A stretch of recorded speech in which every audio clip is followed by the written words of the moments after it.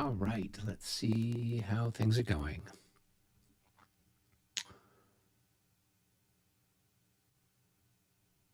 Crossing our fingers and hoping that the live stream is working. Yay, it looks like it's working. All right, well, welcome fellow wargamers and history buffs to a live stream of La Bataille de Dresden.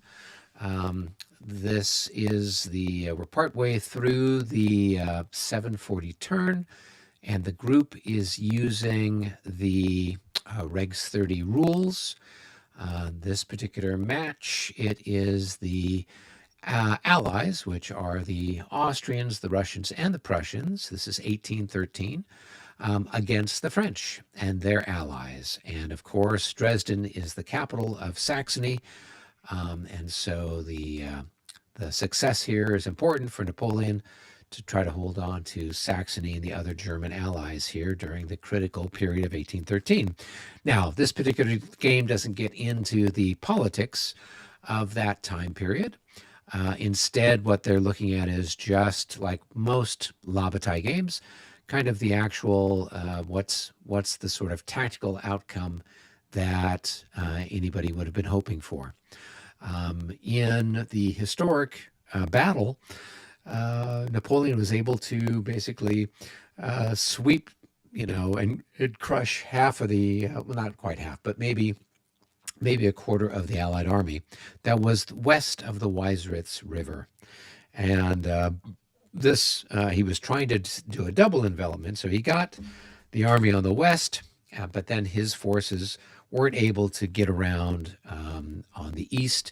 And so the Allies were able to sort of slip out of Napoleon's trap. But they did take a pretty good thumping there on the west of the Weißritz. So the victory conditions for the French are either you'll have sort of minor or historical victory if you're able to clear all the Allies out from the western side of the map over there west of the Weißritz. You would have a more substantial victory if you're able to clear all the Allies out from the eastern side, basically east of the Weißritz. And then you'd have a stupendous victory if you were able to push every Allied unit off the map. The French have gone for very much a very heavy move to move their forces, the bulk of their forces, over to the western side of the Weißritz, the idea being to expel the Allies from that part of the universe, and then maybe to cross the Weißritz and continue their march along the Allied flank. In the process, they have pulled most of their forces out from the suburbs and the areas that were kind of out there where these readouts are around the map. And they've kind of holed up in the suburbs outside of the old town. And the Russians and the Prussians have been moving in, capturing the readouts, and also kind of making some attacks then on the various Allied forces that are along here. They've had some success, and they've certainly had some failures, as the one attempt to capture one of the readouts by charging it by cavalry through the rear resulted in multiple failed, I think 3 failed charges. So that was rather frustrating for the Prussian player. And it was just a matter of a lot of luck. Hey, it's Jeff from Hex to Hex. Greetings, Jeff. So that's kind of what's been going on with this. The Allies are moving forces over to the west, and they have 2 army leaders here. They got Schwarzenberg, who is, in theory, the overall commander for the Allies. But in this particular scenario, he is keeping his Austrian army in command. And he's got a couple of corps that make up that army. Meanwhile, Barclay de Tolly is over here as the commander for on the eastern side of the map for the Allies, and he is keeping the Prussians under Kleist in command, and then also the Russian forces under Mirodorovich in command. And then there is a guard formation, which is what could be basically under command on either side, either Barclay or under Schwarzenberg, depending on where it ends up on the map. So these are some of the exciting things that are happening. I think this particular game got started, I want to say maybe at the 5 o'clock turn, 5 o'clock in the morning. They're now at the 7:40 turn. So initially there was a lot of kind of movement as people kind of lurched forward, moving forward to launch attacks. And now there's starting to be combat here on the east, where the Russians and Prussians are attacking the suburbs of Dresden, and then over here in the west, where the French are trying to pinch off and destroy various Austrian formations before they're able to, kind of link up and get away. So that's kind of what's going on with all of these fine people. And I'm going to hop back in with my colleagues and find out where we're at with the program. So like this turn, it's not going to work. But if you could set them up in such a way so let's think ahead. I can where move 23rd Division in there. Yeah, so the 23rd I see is kedging over to the area near where it says the windmills. Yeah, the windmills. So I could move my leader down here into Klein-Hamburg and just suck him into Klein-Hamburg right now, and then move him next turn back out to the windmills. That's a good idea. You'll go 3 east of Klein-Hamburg, maybe on the road, and that will let you pull your 8-7 into Klein-Hamburg. Right. Right. You can go ahead and do that right now.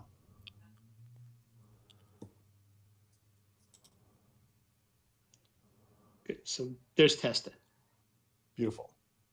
Okay. So then, where is he? Oh, here he is. So Demoustier then is going to, he needs to be within 6 of Mortier, right? And not of where Mortier is now, but of where Mortier is going to finish. I mean, he's still within command range of Napoleon. Yeah, so where's Napoleon's max range? 2, 4, 6, 8. He's within 12. It's like right about where Barrois is. Probably Mortier will move to join Barrois. And that means Dumoustier should be any place that puts him within range of that from Mortier, and B, where he can pull as many battalions as possible into his command range. Okay, so what do you think about moving him then around like here? That's good. And will the battalions catch up, or maybe a little further northeast? Maybe the woods, orchard near Drescher? Okay, so maybe like right here? Yeah, so now you're going to eyeball it, like your battalions are going to come to within 3 of you and have to stop. So they'll be in Drescher and yeah, okay. Yeah, your first position probably was a really good one, actually, because it'll pull a lot of them over. Okay, so move them like here. Yeah, or you had him. Where did you have him? Like up near the orchard, like here-ish. Like that's good. Yeah, I had him further over, but okay. I think somewhere in there probably, because like you were saying, because that'll get most of the first young guard down there. Okay, so here we go. So we'll move him. Just be careful that it's not a very powerful microwave, so it may take a little bit longer to cook. Okay. Okay. And then I just messed up maybe that cavalry unit there. It's okay. All right, so I got Demoustier there. So then the first division will move there. And then Barrois, I want to leave him there, or do you want to move him a little bit further west? And then move Mortier. Probably a little further west, because you need to magnetize the second young guard to him, and where he is, it's going to pull the second young guard maybe too directly. You want to give them a clear magnet that will allow them to move on roads and going west to the little bridge or something, or like that direction. If I move him right here and Mortier up there too, then that will drag that the second into here. That's feeling pretty good, ain't it? Yeah. Okay. And finally, you wanted me to move the old guard to cover the gap, but it seems like Peugeot's kind of got that gap. I don't know if I need to move the old guard north, or do I? I think it wouldn't hurt to fade it north 3 to 5 hexes, because we're starting to actually see Allied pressure maybe coming across the river to either to the drainage ditch or like pushing out of Plowin or something. So you may actually be looking at deploying the old guard artillery not very far from where they are now. Like here-ish, right? And then you're going to want the old guard division someplace where it's well positioned to A, protect those batteries as they arrive, and then B, begin to look at going into action. Okay, so you're looking at me to move the old guard and put it like here. It may be westish from there a little, but like just Like maybe a little here? north. Yeah, kind of like, yeah, north and maybe a little west, where maybe Fouché du Loire kind of thing now. If I could, if you're going to bring your old guard battery up by where Barrois is, you want to make sure that you're deploying your old guard infantry to support them, but to leaving clear fields of fire in that gap between the bridges. If those blue and white Austrians come charging across, which it looks like they may. Those are actually That's the only thing Hungarians. Well, I was close. They're close to Austrians, Hungarians. The blue pants you understand- are always Hungarians in this Hungarians, era. but Yeah. That's the only thing I would say about your deployment is just make sure you can get good firing lines for your artillery, because that artillery is killer artillery. Right. Okay. So because the guard artillery is going to be coming in along here.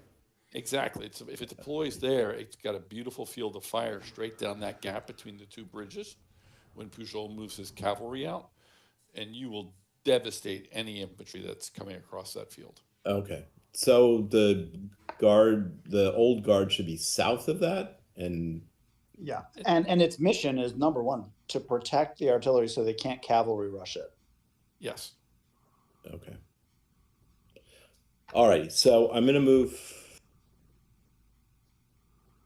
Let's see. They have a command, so I don't move them.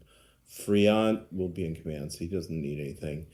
Baroy, then I'm going to move over here, north of Mortier there, to bring the 2nd Division over further. Oh, but then that's where the artillery is going, so that's not a good place to put them. You're just putting your leader there. They can deploy away from your leader. They're not going to be there next turn, so you don't have to be micromanaged at this stage. Okay, because the artillery is almost there, so. Okay. You'll set up your artillery in good positions, and then you can position the young guard around it as you see fit. Even behind it. Yeah, even behind it, yeah. Okay. All right. I do have a quick question. Where do you want 6th Corps artillery to start setting up? I'm thinking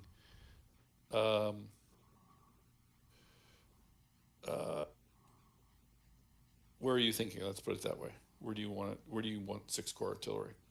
6th Corps artillery's general fighting position is roughly located where his red pantsed cavalry just surprise moved into. Okay, so you want it down there. Okay. Yeah, because that's where the main Grand Battery under Marmont goes. Okay. And then it's left. You're gonna have a left wing battery of smaller foot battery. It's gonna go where your 70th and 121st regiments are attacking the out of command 9-5 Austrian. That's your position for the smaller foot batteries, and they have a perfect enfilade down towards Dulcin village. No worries. Okay, I'm just wondering where I should move for Fouché. That's all. So yeah, Fouché may be towards either of those two positions. I'm going to move him towards Rothalm, whatever that word is. Yes. Rothalm. Yes. Cool.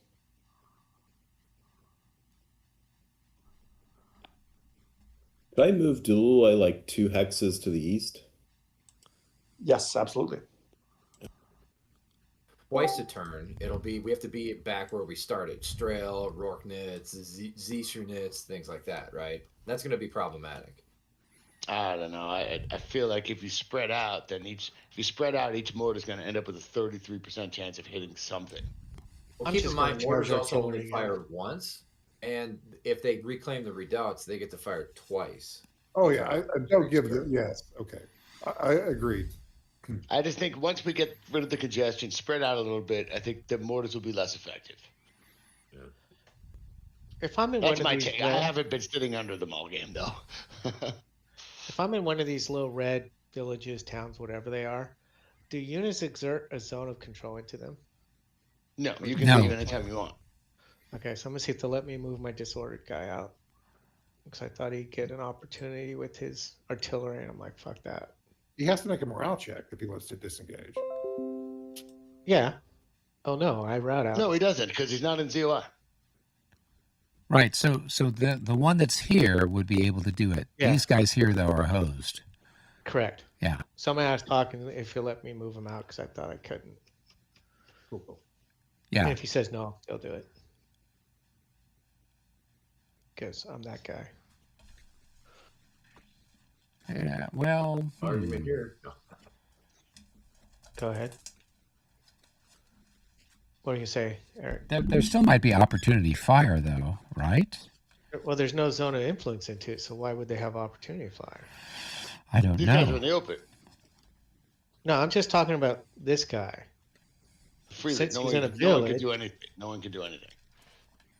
And there's no zone of influence to it. Can they do opportunity fire? If they can't, then I want to move them out. You can't. You just have to make a morale check. Yeah. You have to. I don't. Do you, if you're not in ZOI, have to make a morale check? Does it Is say this adjacent from to an an, adjacent enemy? does I it believe say so. adjacent enemy or does it say zone of influence? If it's adjacent enemy, then yes. If it's zone Maybe of that's influence, only if there's a zone of influence. I'm open to that. I'll check. I'll read. I'm looking at it now because my part over there is done. So. For example, if you were behind a unit in line and you somehow you wanted to move away from that enemy unit in the flank, would you have to take a morale check, even though they can't shoot at you? Only if you're in ZOI. If they can't shoot Yeah. at you, you're probably not in ZOI. I know it's a ZOI thing. Well, I'm in zone of. They You're can't not in. shoot. You're not in zone. Well, of they influence. can't shoot at me. I see what you're saying. In other words, I don't think you have to take a morale check to leave. But the question is, does he get an opportunity fire because you're leaving Right. adjacent? So here it's so opportunity fire. This is 15.6. Opportunity fire occurs whenever a unit expends movement points in or exits an enemy infantry or artillery zone of influence. Any number of stacks may perform opportunity fire upon a single stack in a hex that's in the zone of influence of all of them. And like fire So attacks. that Yeah. answers. So it's not adjacent. It's ZOI. Yep. Okay, Yeah, so it's now also the in the question is, CLI do I rules, have to too. take a morale check to leave And that's what I'm looking for. But I'm being adjacent to enemy unit? I would bet 100% it's consistent with the opportunity fire that it's a ZOI that matters, not adjacent. Oh, never say 100%. Yeah. Leave yourself an out. 99.2%. Yeah. Well, Leave yourself an out. let's see here. Eric already I think put in the that would turn be in the order. Dresde specific rules. I don't think there'd be anything in Dresden specific. That's a Regs 30 thing, right? Well, there's nothing under ZOI. Which is So yeah, the 10. Dresden specific rules are just going to define which hexes Yeah. are these types of hexes. No, it'd be under Regs. Here, let me get my Right. iPad. So it's basically anything that is general order. And so those towns and villages and the woods are all considered general order terrain.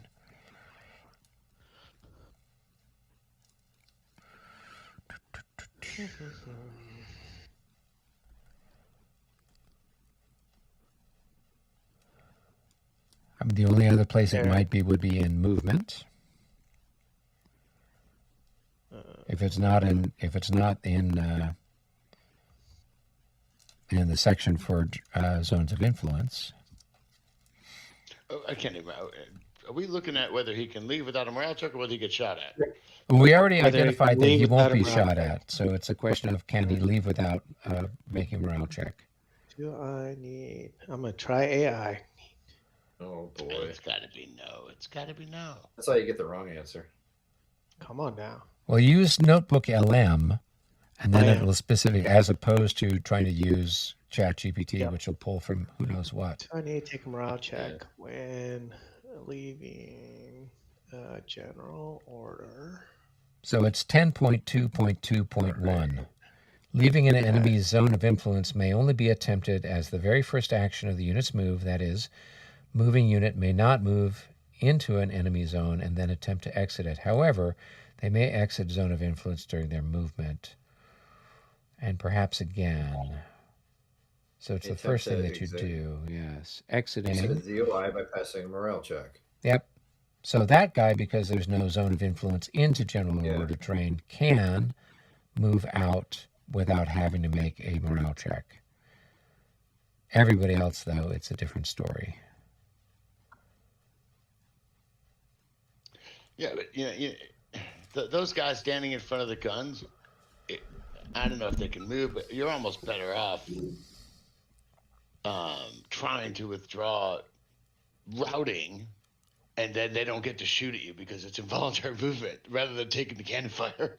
Yeah. Well, I kind of am sacrificing them so that my guys can get further forward and get my artillery kind of set up. Okay, well, they're certainly force doing a it to good job. shoot it. Yeah, at this point, since my awesome charge was so spectacular. Well, assault. Yes, it's the sort of thing. If it can go wrong, it will go wrong. So. Yeah, it's all good. It's all good. Speaking of going wrong, Eric already set up I have my orders set for our game. Okay. Yeah, we're getting the deployment sorted out. We were curious if you're available Friday evening for one last sort of session for everybody to kind of get together and just talk through everything before we have to drop the curtain on it all. Sure. Okay. Cool. Yeah, I think everybody else is available. I just have to check on Mitch. Mitch, are you available this Friday for a Kriegspiel planning session? Yeah, I gave Brennan a copy of my proposed sort of general standing orders as to what I'm doing. Okay, cool. All right. I need to write up some movement orders and how I want to move, that kind of thing.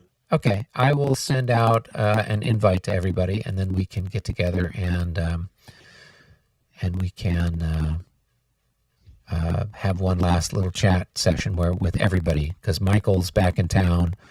We gave him a brief yesterday, and I think everybody else is more or less got a pretty good sense of what's going on. So it doesn't hurt to kind of chat and figure it all out and make sure that we're all on the same map before we pull the trigger on getting it started. I already posted my orders, so I'll delete them if things change. Brennan turned me on to this super cool book called Infantry Bayonets by Is it good? Oh, it's really good. It really breaks down what these armies did and how they did it and how effective their fire was and all the formations. And Let me I look don't know, it we up. had several hours of talking about the way an army would move and the different concepts of the different columns. And Do you know who the author Bayonets or is? Imperial Bayonets? Imperial Bayonets, yeah. Imperial. Yeah, Okay. it's George Knapsager. Okay. Yes. You named it better than I said it. Yes. Good old Yeah, I Knapsager. have that book and all the Knapsager books. Fuck, it's good. Yeah, Knapsager books are tough reads, but Are you? Oh, I think they're so dense. I mean, if you enjoy reading the Bataille Regs XXX, you'll love Knapsager. Yeah. Oh, see, they go hand in hand. I thought Nassinger was amazing. Yeah, Imperial Bayonet's a great book. Yeah. I think I'm mixing infantry attacks because I'm also reading that as well. So Yeah, his books, I would say, his Napoleon in Russia book, his 3 books on 1813, are the basis of pretty much every order of battle that takes place during a book he covers in any book game that's ever been made. Yep. I gotta think so too. Yeah. Who is the author again? Nafsinger. George Nafsinger. Nafsinger. Yeah. Napster. All right. Oh, there it is. The books to me are almost unreadable because there'll be a paragraph that's like, and then the third line, the fourth light, the third provisional light, and the 15th charge. Then they charged, and it's like this long list of names. It's so, but the information in them is fantastic. Yeah, it blows me. It's like, wow, it's super crunchy. It's like reading a war game manual. It is. Good. It's super crunchy. Okay, are we ready to go? Are you guys done with your leader movement? I know I am. Because that was the leader shit that got pulled. So I think the French were still poking around with that. But if you guys go up to the lobby, then they'll know that you're waiting for them. Put a little pressure on him.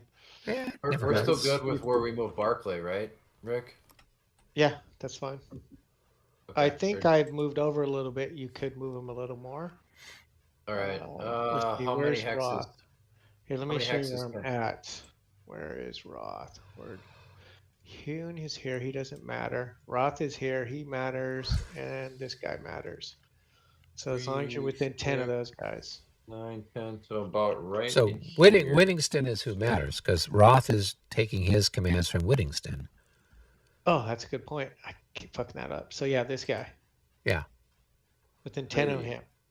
6, 9, 10. All right, so that's one more over. All right, so Yeah. we'll put all right here. 3, 6, 9. No. 3, 6, 9, 10. Yeah, let's keep them right there. Yeah. Yeah, you good with that?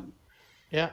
Yep. And then Okay. Roth, Gorchakov, and Milisenov, the cavalry leader, just need to stay within 6 of Whittingston, and you're good.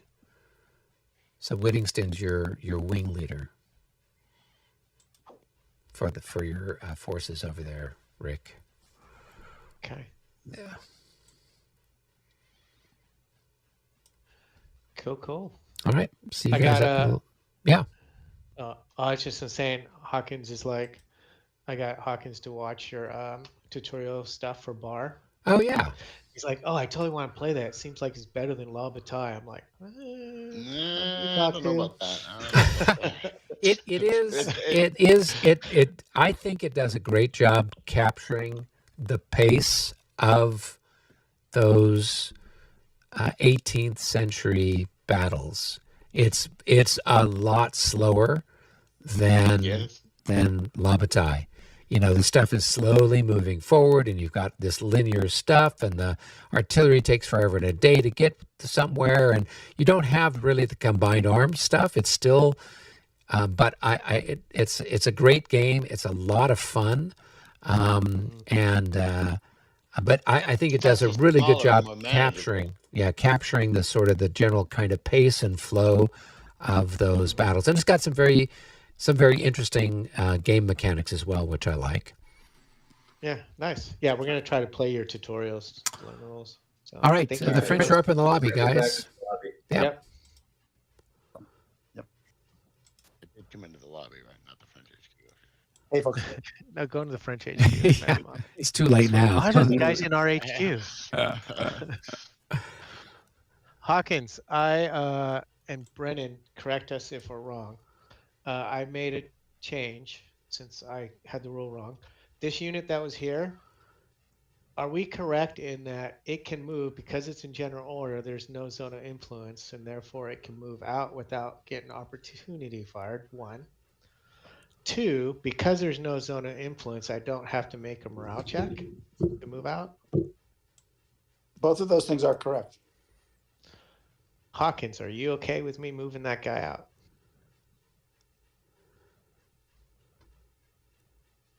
That was what, from the chit that got pulled earlier this turn, Rick? Yeah. I didn't think I could. Yeah, I'm okay. You doing it? Okay. Thanks, Hawkins. So he doesn't take half damage anymore. Classic. No, there's no reason to keep him there. Target practice Field for assault. French gunners. Yeah, for those. Good point. Let me put him back. Keep shooting. Yep. Yeah, those are the It's provisional not like we guys still too. can't shoot at 'em. They really don't.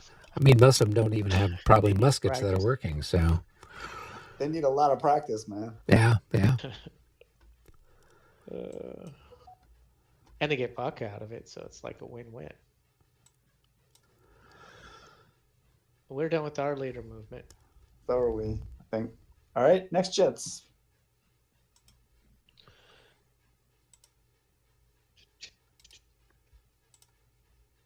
I think I'm done with everything. Regroup. It's cool that regroup came right after leaders. That's another big headquarters move, I think, right? Yeah. I think we should all do regroup and then get back to the lobby before we move into the active jets after that. Okay. So we're back to headquarters, I guess. All right.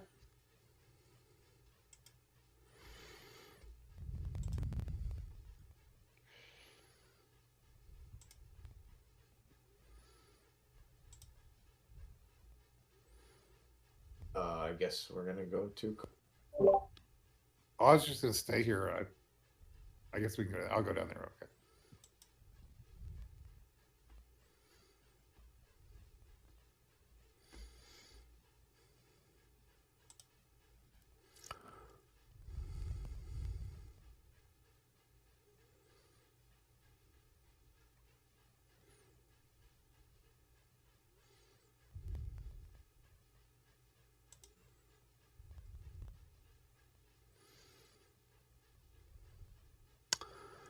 Well, we're having some fun here. All right.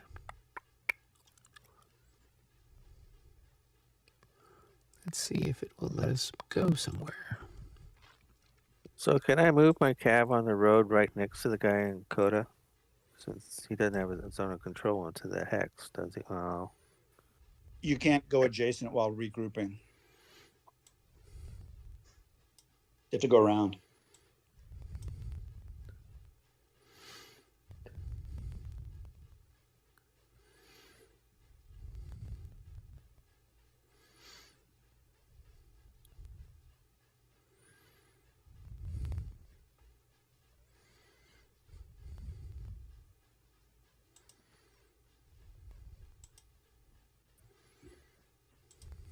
Quick question. Stacking in village is for what? Infantry? Yeah. 12 increments or 1 battalion or 3 skirmishers? 12. Okay. So my 2 skirmish companies are gone. Whose cavalry unit is this right here? This HE. Those were so those are escorts for Schwarzenberg. So they're army assets. So it says up Okay. there, HE stands for headquarter escort. So I had when we were playing earlier, I had left those guys as an escort for Schwarzenberg. Yeah. If you guys, if you want to use them somewhere else, you can assign them. Mitch needs to catch them off the sunken road so I can use the road. Yeah, you could move them somewhere else if you want to assign them to a different leader. Schwarzenberg is here. Yeah, so those guys would have moved during the leader movement. So these guys, because they're part of Schwarzenberg's headquarters. They don't move during normal? Nope, they move during leader movement. I mean, how else are they going to stay adjacent or near the leader? Well, by catching. No. So army assets like that, like a headquarter escort, is going to move when the leader moves. So during the leader movement phase, they do that. Now, if you assign it to attach him to something else, you could. That's what we did with these other Cossacks that you're using over here, right? Yeah, so why don't we can catch him up to here and then assign him to a brigade or something. Yeah, I mean, you would go ahead and move him because we just had the leader movement phase, right? So go ahead and move him anywhere you want to. It's not mine. It's over at Schwarzenberg. Right. So the question is, who wants to use them? Take them. Yeah. That's what the level 1, got. 2, 3. Eric, can you help me? Now he's in Radius's command, and next turn I'm going to assign him to the left one. Okay. I need a little help finding somebody. I can't. Sure. What are you looking for? Civ Alert. My Civ commander- Alert. Civ Alert's up here Oh, at thank God. I Flosch flipped. Feldschlossen. I was like, okay, thank you. Yeah. So that is from what Ed Wimble was telling me, it was a series of buildings that looked like it was made out of stone. But it was all faux. It was all like wood and plaster and stuff like that. So the Allies go and they shelter behind it, thinking that it's going to protect them from the artillery. And after the battle, they just find huge heaps of dead Austrians there because they just got completely shredded by the artillery that went right through the buildings. Yeah, and it was like one of those faux sort of fancy castle things. Finally flips. Now, here's a question, Eric. Yep. These two units here were in command Yeah. at the start of the turn, but their leader moved away during leader movement. Can they catch now? Yeah. Oh no. But This but leader they here weren't part was of like maneuver. over They here weren't somewhere. part of a maneuver unit, were they? No, they were not part Yep. of an MU. So they can catch now. Okay, so another question: to pay only the 1 point for the sunken roads or raised roads, whatever these are, do you have to be in road column? They would have to be in road column. Now, here's the thing: as long as you're moving Here, parallel here, with here. it, right? And you're not actually crossing the sunken road. So it's not like you're paying 4 and 4 and 4 and 4. It's a case where you're moving in here and then you're moving along, and then at some point you're crossing as you're leaving it. So you either pay for it here and then you're moving along it and then you exit it, right? So would it be like 1, 4, 5, 6, Yep, 7? yep. Yeah. So So you I have to be in road column across here at the road. you can cross at the bridge. You're just going to pay +3 to get across the bridge. I mean, the stream is only +2, so you just cross anywhere. So it'd be like 1, 4, 5, 6, 7, 8, 9, 10, 11, 12. And then 3 to get over there, 15, right? So it's probably more efficient. So change to road column would be 3. That's 11. Hey, Rick. 3. Yes. So Roth's artillery is deployed directly in front of that one. I have skirmishers adjacent to it under Clux. Does it benefit you at all that I keep them there?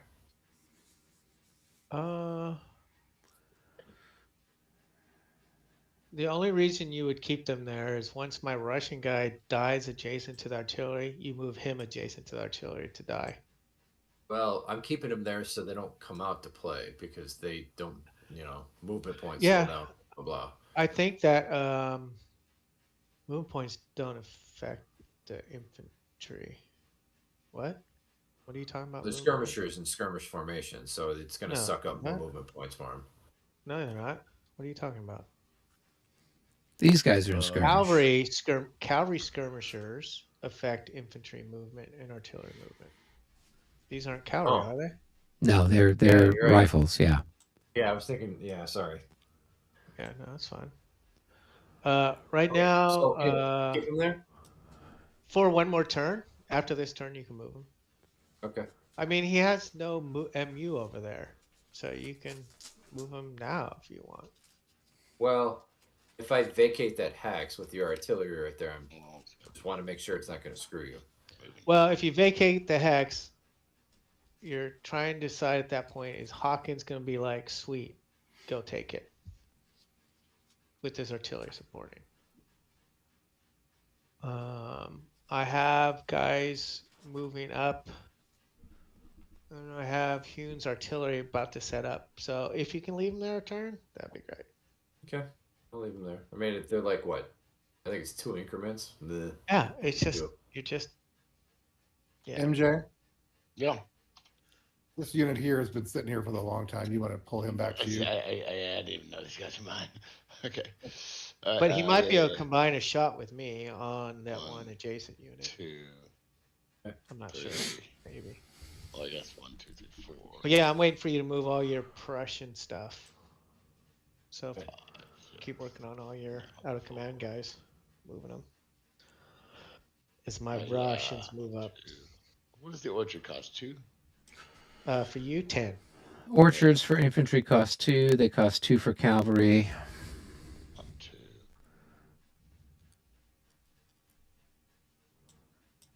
So 4, 6, 8. And I have 11 units in here, so it's under the 12 limit.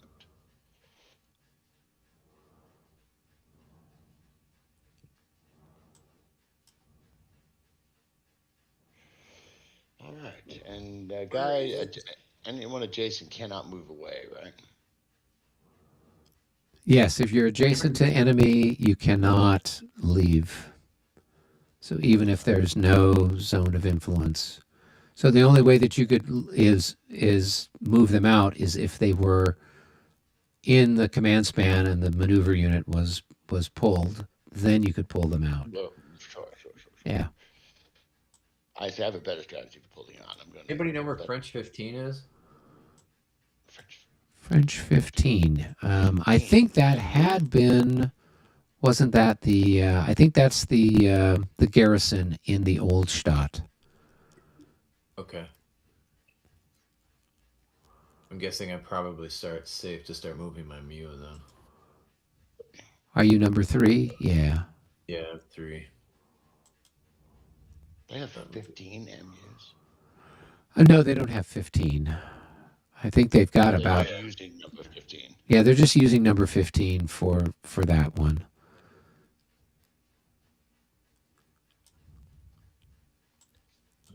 Let's see. I need.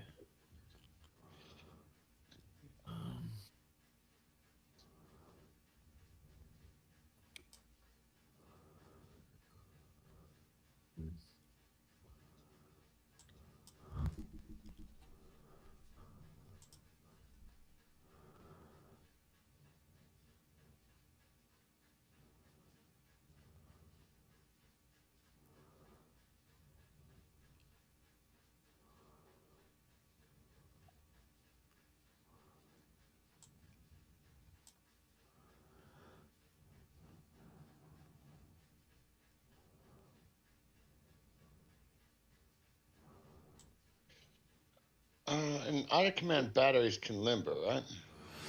Yeah. Yes. They just can't unlimber. They can attempt to limber. Yeah. Starkenfels. Where the hell is Starkenfels? Placed.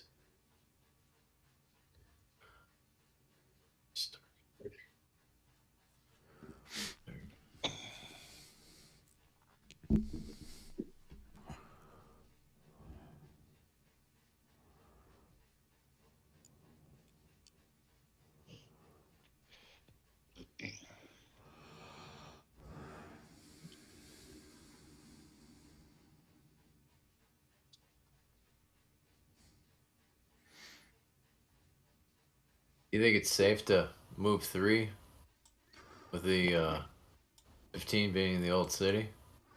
Well, you might want to wait and see what they're doing. They're regrouping, and it looked like, I mean, I don't know. They've got. It looks like some of the young guard over here in this suburb. Yeah.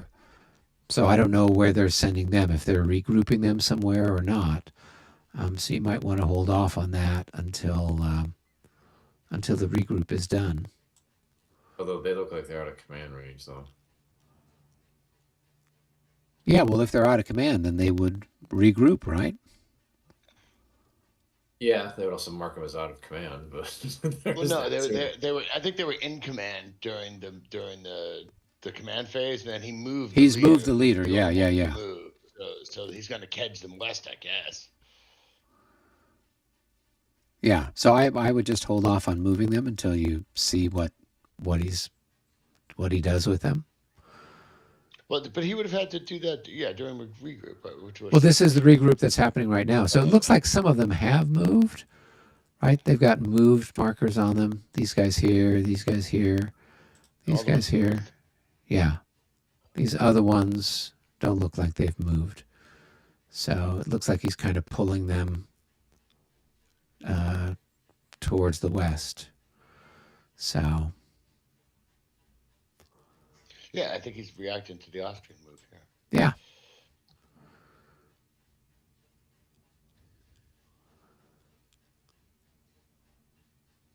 Right, then I'm going to hold off.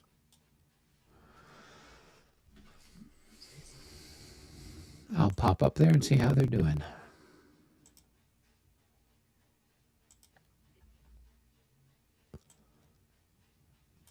How goes the regroup, gentlemen?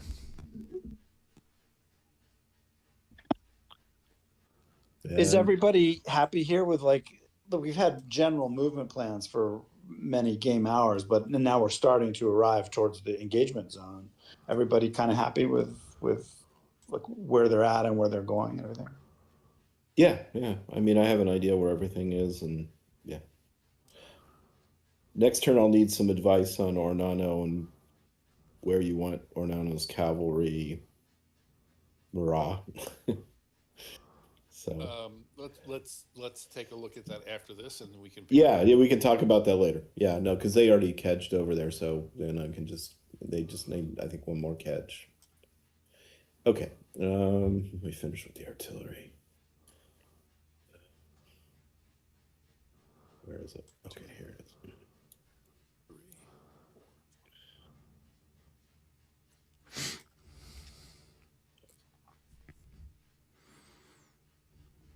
Movement. Where's the movement chart?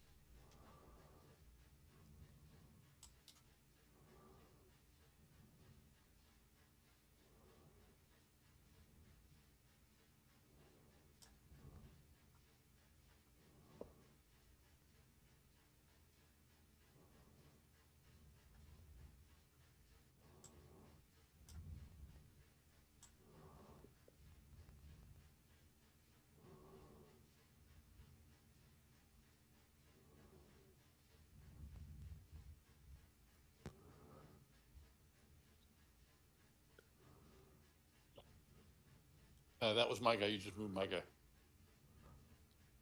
Oh, I'm sorry. Yeah, that's got a 6 on it. Sorry. Mm-hmm. Yeah, purple belts are my guys. Yes. Yeah. I'm just trying to steal your artillery. Hey, it's heavy artillery.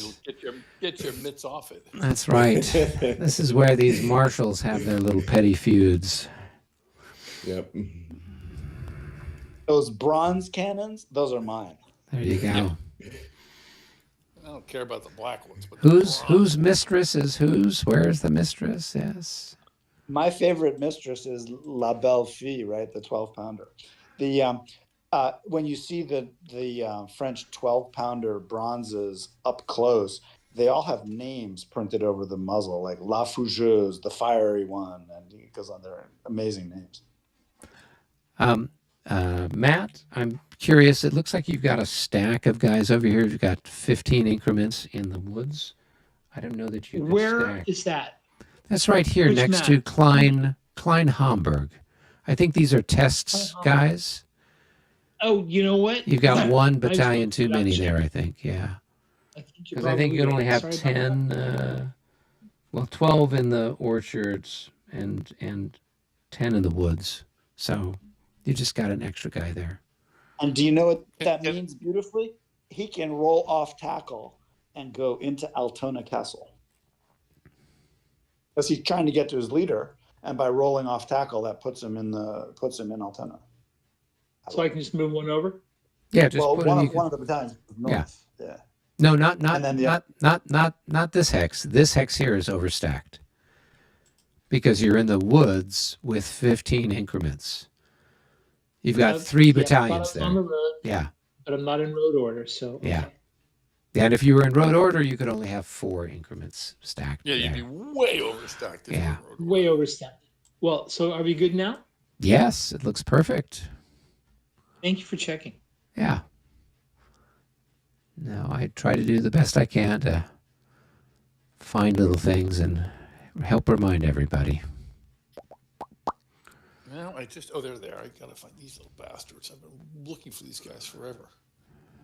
Which cavalry commander is controlling the Green Dragoons? It might be Mike Hawkins or it might be Robert Bond coming up near Kota.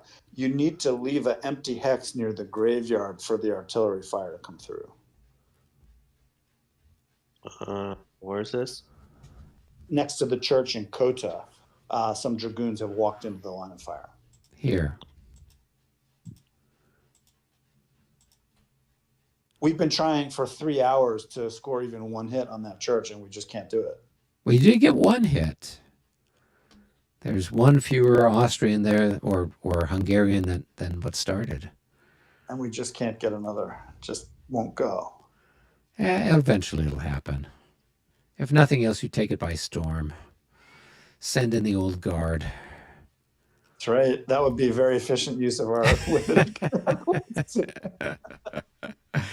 Yes, but that would give, David something really exciting to paint. So, The storming of the church at Dresden. yes, at Kota there indeed. It's not even Dresden. The storming of the church at a pissant little village outside. We should be digging a tunnel underneath and setting off some gunpowder. Charges. We need Polish mining engineers to come in here and There you go. There you go. Okay. Yeah, and Hawkins, this guy only needs to be in 2 hexes. He's only got 7 increments. I think I'm done with my regroups. I think Yeah, but there's a I'll- guy underneath the. Maybe not. There's No, this Another guy's guy this right guy's there, fine. Yeah, but this guy here has got 7. yeah. So is there somebody And else this guy stacked has underneath him? 7. And this guy has 7. Oh, okay. It looked like this was pointing to this and that was pointing to that. So it's really a case where that one's pointing to that one. Okay.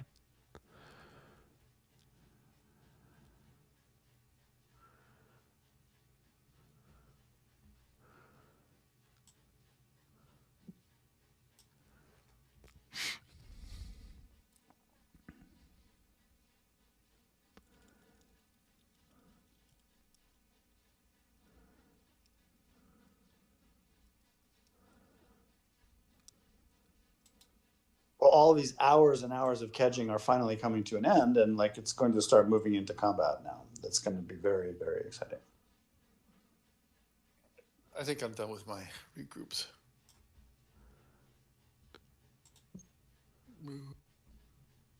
Not my guy. I think Michael was interested in starting his Prussian chit. Chit 15 is the Altstadt. He didn't know if you Yeah, were that's- doing that's anything that the- was going to have any impact on what the Prussians are doing. Maybe Okay. I'll move them 2, 4, 6. I'll move them.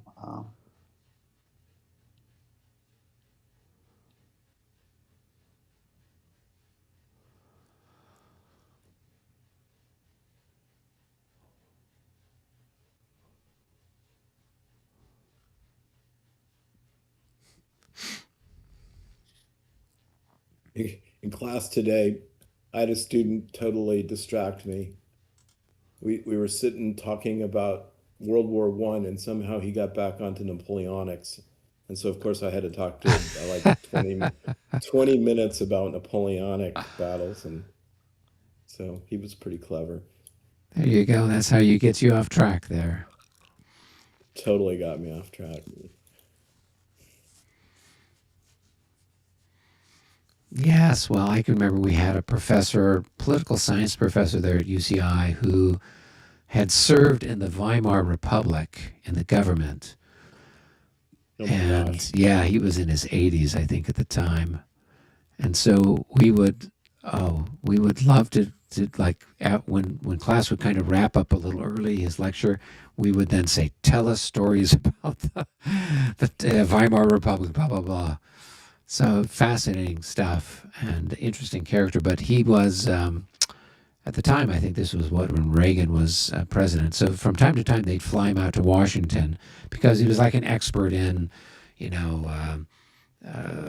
coup d'etats, or I mean, whatever it was his sort of thing. So they'd fly him out there to talk with him about. At the time, I think they were trying to overthrow the Sandinistas, so they were probably pestering him about what's the best way for us to overthrow Daniel Ortega. So, but really, if I'm not mistaken, his expertise was how to get overthrown.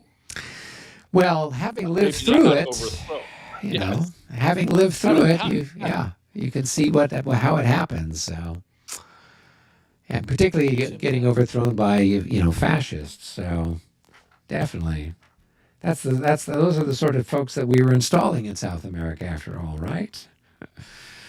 Or anywhere else that we could. One person's fascist is another person's freedom fighter. Indeed.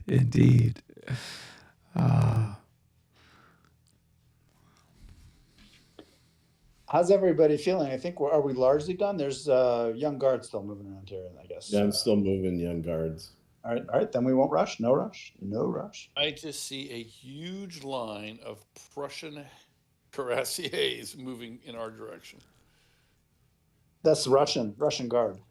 Oh, that's the Russian guard. That's the Russian cuirassiers. Yeah, those are Galitsins, boys. Yeah, I think we were sort of expecting a cavalry fight one place or another. It looks like it may be shaping up between Dolchin and Pesterwitz, kind of westish, open ground out there. It may well be, because I'm saying I'm seeing a train load of heavy cav coming over. And the Austrian heavies are crossing the river as well. There's green dragoons near Plauen, and there's white lights behind Dolchin. Yep. Like they're committing the whole cav force that direction. How about that? Well, if you got it, use it, right? That's the name of the game. This game, unusually, really, is about terrain control. Yeah. And so you may as well fight everything you have, which is exciting. Yeah. The Allies have 170,000 men.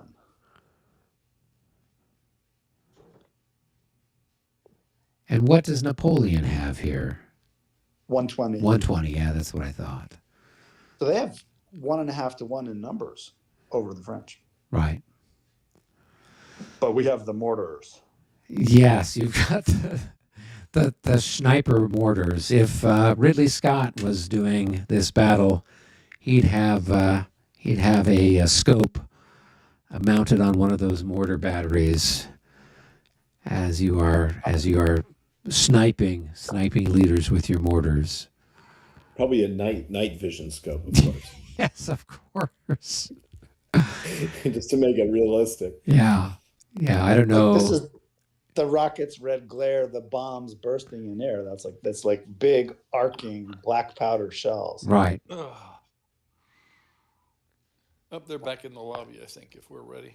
Yeah, Robert and Jim Soto and I went to see Napoleon in the theater, and so we all burst out laughing when the sniper took a pot shot at Napoleon there at Waterloo. Among many other times that we laughed at some of the stuff, but that definitely got us chuckling. When did you cry? That that would have to have been a was hell of a long shot. Didn't he spend most of the battle no, in the belly once? but he like in the movie he jumps out in front and decides to lead And lead a cavalry charge. Yeah. At Waterloo? Yeah, water. In the Because movie. Napoleon was known for that, right? Yeah. And the British were entrenched World War I style, and then they had God, that made me want to barf. Yeah. Well, I liked the sharpened stakes that they had out in front. We were all saying that those were left over from Gladiator, so he figured he had to use them. I was expecting him to go, "Hey, do you want to live forever?" And go over the top. Robert, can those young? All right, they should be done soon. They're moving some of their guys around still, so and then. Brendan said he's going to be shuffling some people around in the Altstadt, so you might want to hold off for a minute before you move your Prussians. I'm not sure exactly what. It looks like he's moved a few people, but I figure there's no grand hurry there. MU-wise, you mean? Yeah, because the 15th... the Altstadt garrison came up before number 3. So I asked him, I said, Michael wants to move the Prussians, but the Altstadt garrison got drawn first. And so he said, just hold on a minute. He was going to move a couple of guys around. So, yeah, I think he's going to try to take back the readouts. I don't see that happening anytime soon. I don't know why you would abandon them if you were, but you could have. I do not abandon them. Speak the truth. Yeah, I would have held on to a few more of them if it were me, but particularly like Redoubt 5, there's no reason to give that one up. This gray line outside of the city, outside of the Altstadt there, or the thing that separates the city from the thing. What is that? So this stuff that's along here, this is the rubble wall. Yeah.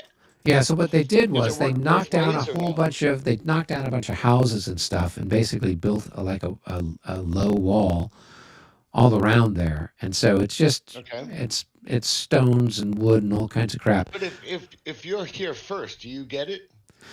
Well, this is always the challenge with some of these ones, like your wall advantage. Yeah, exactly, because you do get an advantage for fire defense, and if you're defending on the other side, like somebody's assaulting you on the other side of the wall, then you've got a benefit, or they've got a malice or a penalty for their pre-melee morale check, and so. So shouldn't we be occupying these hexes? In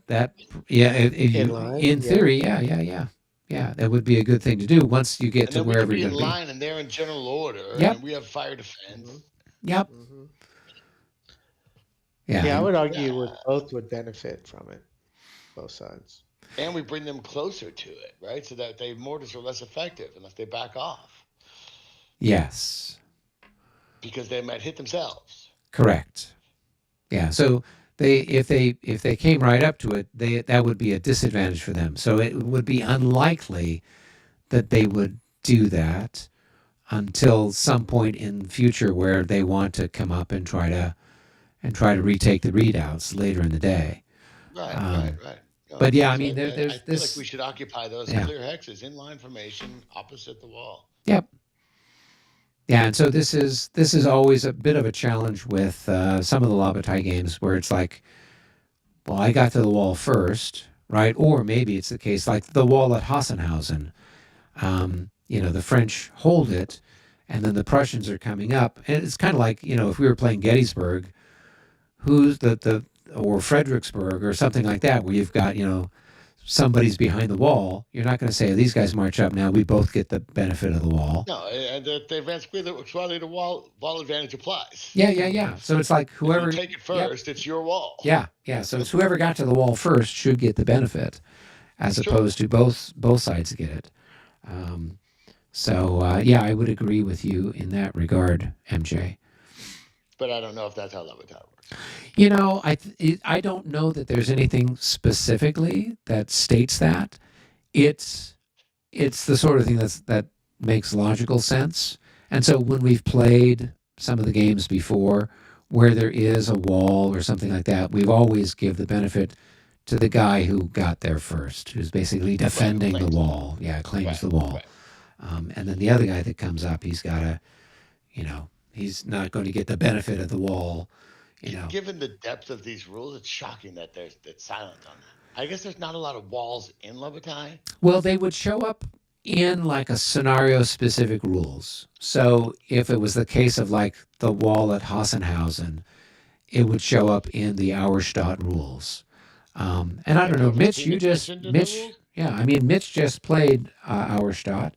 Did you guys, did you defend behind the wall there at Hassenhausen, or? We played it 3 or 4 times and we've never had any action there at all. Oh, wow. Okay. Yeah, the consensus is that that's not a place to fight. Well, if you're the French on the defense, it's a pretty damn good place to fight. Well, if that's your situation, then you have royally screwed up along the way. Well, or it's the case where you haven't got your reinforcements to show up yet, kind of a thing. Yeah, but all the French, all the Prussians have is that little tiny bit of cavalry and stuff. It's not enough to do anything with. Yeah. You can't charge the fog. Yes. But so there's 2 versions of Auerstadt. There's the Clash of Arms Auerstadt, and then there's La Bataille de Hassenhausen, which Marshall Enterprise put out of, I don't know what, probably 9 years ago now, with their battles of Prussia, where they had Jena, Auerstadt, I think Saldorf, and Hall.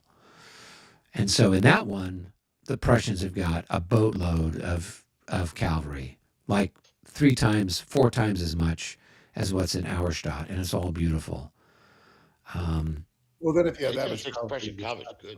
Yeah, and it's all like, morales of 14, 15, and 16.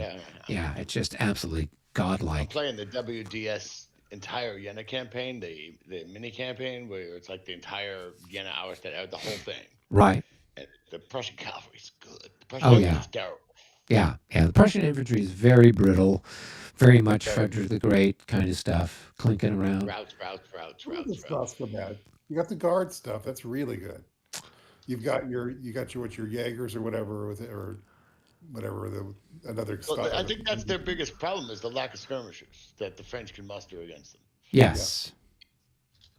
Yeah. Well, you just got to fight. Well, we've figured this out, is that if you're the Prussians, you're going to maneuver a large chunk of the game in square because you get that plus 6 DRM to your morale check, which turns your average troops into really good troops. Well, right? in La Bataille, you can move in square 3 hexes pretty much, right? Yep. But in like WDS, you can move 1 hex, so you can't do that. And when you play War Game Design, the old Tiller games. Yes, yeah. And in some versions of La Bataille, if you're in square, you've got 1 movement point, and so unless you spend that 1 point to come out of square, you can only move 1 hex. Right, that's how I feel it should be. Yeah. So in this in this particular version in Regs 30, they've got it where basically each hex counts for 2 movement points. You can move just as fast as in line. Yeah, pretty much, which is a little bit of a stretch. Yeah. If you think about the way the square is structured, there is no reason why it can't basically move about as fast as something in line. One could look at it and say a human walks the same speed in any formation, but it's just about keeping the integrity of the square. Right. It's the corners, but you're still in the same peloton company formation anyway. No, I get what you're saying. It's plus I think that once guys get in square, they're probably reluctant to move. And I don't understand, after looking more closely at it, why, unless it's some sort of Russian or some sort of dense square thing, why are you in any lesser defensive position in square than in line? I mean, you're basically presenting the same number of... You're in a better defensive position in theory. You just don't have any firepower. I mean, against cannon fire, I'm talking about specifically. No, It's not like against cannon fire, you're getting. Imagine it's It hit two. you twice. Yeah, they're hitting you. So imagine one line. You know, your 3 rank line. It goes through. It's going to take out 3 guys. But in square, it's taking out the 3 guys in the front of the square, and it's taking out 3 guys in the back of the square. Right. What Which I'm is why saying is- enfiladed line should be the worst. Yeah. But I'm saying typically you're probably deploying in double line anyway. And so if you're in double line, single hex line, you're presenting a double line anyway, which is the same thing you're presenting as a square. True, but isn't that like usually the same defensive values, like 6? It's defensive a column usually. Yeah. Which is 6, same as a square. Yeah. Yeah. Okay. I guess that makes sense. In fact, my favorite historical rule about La Bataille that I never really gave much consideration to in other games is the roll to close. The fact that once guys got up close and they started shooting, nobody wanted to advance. And I think that's probably my favorite rule of the whole system is that if you want to melee, you should start far away. Well, or if you do melee, or you do try to initiate an assault, you know, from adjacent, you've got a huge, you know, penalty for doing that. Right, which is I think realistic. Yeah. I think that's the most clever part of this game system in terms of historical accuracy to me. Yeah. Is that guys who get close, they just want to shoot. They don't want to advance. Yeah. No, and that's how things usually would sort of devolve into this firefight. Right. Until, you know, one side or One the side other is broke. broken off. Yeah. Right. Yeah. Right. And most of the Right. stuff that we talked about. I like yeah. the grinding nature of it. Yeah. I think it handles the infantry combat much better than the cavalry combat. Yeah, and the cavalry combat is always a challenge in this period because, you know, you've got, from a game mechanics point of view, you know, they're moving faster, the charges are happening, you've got this, you know, we're trying to simulate stuff happening in a 20-minute turn, and yet, from a play point of view, I got to move these cavalry, you know, at some point. They're moving half a mile. Oh, you're just talking about how much ground they can cover. Yeah. I'm talking about how, like I was reading. I bought that New England Simulations Winter's Victory game. I was reading the rules today, and they play the cavalry. I think much more similar to the old Wellington's Victory, where it's like the first thing you do in the turn, you put out the charge markers, 6 hex, and the frontal, the frontal V, and you charge, but. You can hit 9. You can hit as many units as you can hit. Like if you break one, you can break another one. You can break another one. And to me, that's much more realistic than the I have a cavalry unit back here when I move it half a mile, then charge you in the flank. Yeah. So that's something that's unique to Regs 30. The 3rd edition and the 5th edition and Premier are. It's your turn. Great. You declare all your charges. You execute all your charges, you deal with, and particularly in 3rd edition and 5th edition, you deal with all of the results of combat, everything else, and then you go on and you move your infantry and whatever. So they have it's more similar to the New England Simulations. Yeah. I mean, and that's because it's based on the rule set from the 1970s. And New England Simulation is based on Wellington's Victory, which is also from that same era, from the 70s, early 80s, I think, as I recall. I watched your interview with him last night. Oh yeah, he was a great guy, and he's a good guy. But one of the things I was wondering is, and as someone who owns a company that tries to protect its intellectual property, one of the things I was wondering is, at what point does copyright apply? There are no copyright laws. This is probably now that they're coming back in the lobby. This is a discussion for later, maybe. Yeah, probably. There are no copyright laws for the rule sets of games. Hey, gang. Sorry, we have a huge group of stuff that's kedging around still, so regroup takes us a while. Yeah, no, we understand. We're talking. We're just vamping over here. So, yeah, I'm not sure with rules. I know with with some game mechanics and things like that, I don't know that you can copyright them. So obviously, if you're using a playing card or something like that, you can't you know, Chit 3 can go ahead and start moving if you want. You can copyright artwork. You cannot copyright ideas. yeah. Rules of games are ideas. And after Chit 3, it's artillery. But you can copyright your specific language of your rules, obviously. Yes. Yeah. Obviously, what you actually write, no one, if somebody copies that verbatim. But the concept of maneuver units and charge phases and sequence of play, uncopyrightable. Yes. I would argue the exact language of the rules are probably not copyrightable as well. Oh, really? Of course, you can't just copy paste someone's rules. Yes, you can. They're just ideas.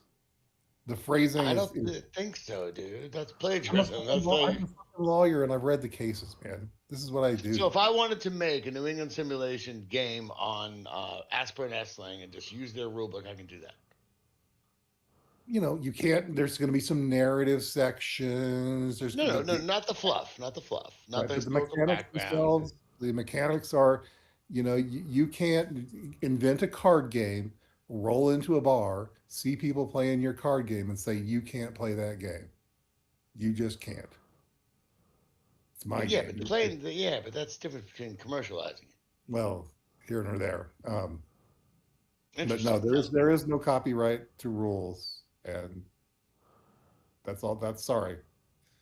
I think Games Workshop would tend to disagree. I bring it on, Long John. I mean, you're gonna be actually. It's funny because most of the modern miniatures games today are based on the Games Workshop style of rules. So, yeah. Well, and true, and I think La Bataille there's a lot of inspiration from miniatures that went into the rule system for this back in the day as well. So, yeah, I don't know enough about it to say. I would say Mitch is being our lawyer in house. He's going to know more about that sort of thing than anybody else. Interesting. Yeah. Michael, if you want to move the Prussian chits, you should go ahead. Yeah, he's already started. Yeah, I started that. Okay, great. There may be ethical things that people feel about it and so forth, but those are totally different from any sort of legal. All's fair in love and business if it's And I just don't like the idea of orphan games. You know, you got a good. Well, I was reading the rule set for the New England Simulations game, and one thing that Eric said to me that struck me last night was that I'm not going to invest the time in a game that's not a series because the burn-in time is too long. And I was like, This is a really good rule system, really good. It's like La Bataille modernized 21st century 2024. And so I was like, wow, this could really use some more games. And then I started thinking to myself, well, as I own a game, I own a company that does these kind of things. I was like, maybe I should, try to license the rules from him and make new games as more of a passion of, a pet project. Right. And now you're telling me I don't even need to. I can just take the system and make a new game. You could just say, use the rules from this game, and here's the scenario rules, and here's the map encounters. Done. We kind of like the advanced quality that module guys do. Where, critical hit. They use licensing though. Do they license though? What's that? Like critical hit pays MMP? I don't think so. I think there's an open license for them to do that though, because MMP does pay for that license, but I think critical hit. I think MMP has just made the decision to say, yeah, you're supporting our game system, and so we're going to allow you under an open license to do it. I think. I don't think so. I think it's more Mitch said that there's nothing they can do about it. They can call it whatever they want, and everybody can get along by calling it however they want. It's all, but the hard reality is no. The rules are not copyrightable. They're only to the extent that you have such a unique and new rule, and nobody's ever thought about it. You actually have to patent it. But there's the legal, and then there's the ethical. You really should talk to the guys you're doing it with to make sure it's okay, because they put a lot of time and effort into something. Maybe they're working on something you don't know about. You don't want to screw them. I mean, that's a shitty way to go about life. Yeah, no, I mean, I just ran into this issue with the guys who made Most Fearful Sacrifice and Chickamauga, Rocket Chickamauga. I mean, you want to make Europa games? You can make Europa games. You can do No, it. well, they did something different though. They took the artwork of my miniatures, my company's miniatures, and used it on their counters. Oh yeah, you were telling us about Well, that. that's Yeah. totally not Did allowed. they ask your permission? No, I wanted to buy the game, and I was looking at the Board Game Geek of it. I was like, "God, this is a really good game. I'm gonna buy it." And I looked at the counter. I was like, "What the That looks fuck?" familiar. And it was Yeah, like that- all of our figures that they and used that's- from images on our website. And you should go after them for that. If you No, feel like- I don't want to put that. It doesn't harm my business. They paid. I did bring it up. They paid. I said, listen, you need to pay me $2,000 in cash. I'll give you an unlimited use license for these games only, and I need a copy of all 3 games. Yeah, that's why I said there's a difference. Because look, I'm starting to work with Ed and Clash of Arms on these things. You know, people don't make these games to get rich. It costs a lot of money to make these games, and you don't want. I'm not looking to interfere with this business. No, I like the game, right? And really, I wanted to buy the game to begin with. So in the end, I got some money and Exactly, and there was no. And he was very happy that I didn't go further, because the level of copyright was so bad. There was like over 200 instances of copyright infringement that I could have like disgorged him of profits. And I was talking to a lawyer about it. He's like, you're going to spend $150,000 to win 100 that he may never pay you. Yeah. Exactly, because he's not making $100,000 off. Yeah, no one's getting rich in this industry. Nobody's making $100,000 off a game. You know, The only way you make $100,000 off $500,000. a game, the only way you make $100,000 off a game is if you get hit by the delivery truck and have. No, his games did over 100,000 on Kickstarter. Yeah, but do you know how much it costs to make a fucking game? Have you seen his game too? It's all mounted map boards, giant monster game. It's beautiful. It's fucking beautiful. Great counters, by the way. All right, it looks like we've got Jason Henke in the house. So Jason's got a great question. Hello all, hope everyone is well. Where are we? Man, that city has a major bulge in the line, hasn't it? So we are at the Battle of Dresden. And what you're seeing here kind of in the suburbs, here we've got the French infantry. This is Young Guard over here, Young Guard over here. And then we've got provisional infantry along here that are all part of Saint-Cyr's Corps. And then we've got Prussians and Russians moving up. And then there's more Prussians over here, and then there's Austrians over here. So that's kind of what's going on. The Allies, the French kind of withdrew from the redoubts that were out here. And have sort of surrendered those to the Allies with the thinking in mind that they'll recapture them sometime later in the game. And in the meantime, that's the situation. The bulk of the French forces have moved to the west, and it looks like the Austrian army is kind of wheeling to head that way to assist their comrades over on the western side of the Weißritz. So that should hopefully catch you up, Jason, and anybody else who's dropped in since I'd given a recap at the beginning of the game. Let's see. Grim Harbinger says, yeah, roll to close and roll to stand are great rules, as it's very historical, as folks don't like cold steel. Yes. So that's why most of the time with the results table in La Bataille, you're going to be getting either nothing happens, there's a bounce, the two forces come up and they kind of bounce back, or you'll get the attacker disorders and moves away, or the defender disorders and moves away, or the odds are really significant, or there's a really lucky roll, maybe the defender routs and runs away. But occasionally, there in some of the odds, there's the opportunity where there'll be a bunch of increments lost, 1 increment, 2 increments on each side. And that's kind of indicating like maybe a very intense firefight. Or maybe there is some bayoneting of each other going on there. So sometimes you can get some pretty bloody results. And generally speaking, when those happen on the odds chart, you could imagine as the player that it's a case where they really are kind of coming to blows with each other. The cavalry are sabering away at each other, and the infantry are maybe some intense firefights that are pretty close, and so everyone's taking lots of losses, type of a thing. But most of the time, it's a case where somebody bugs out, even before you get to rolling on the odds chart. Someone is going to break and retreat. They're not going to stand, or the attacker is going to fail their roll to close.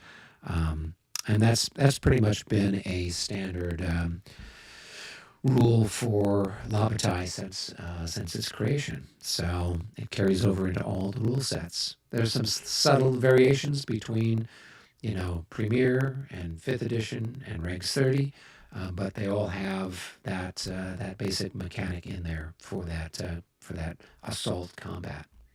So great to point that out there, Graham.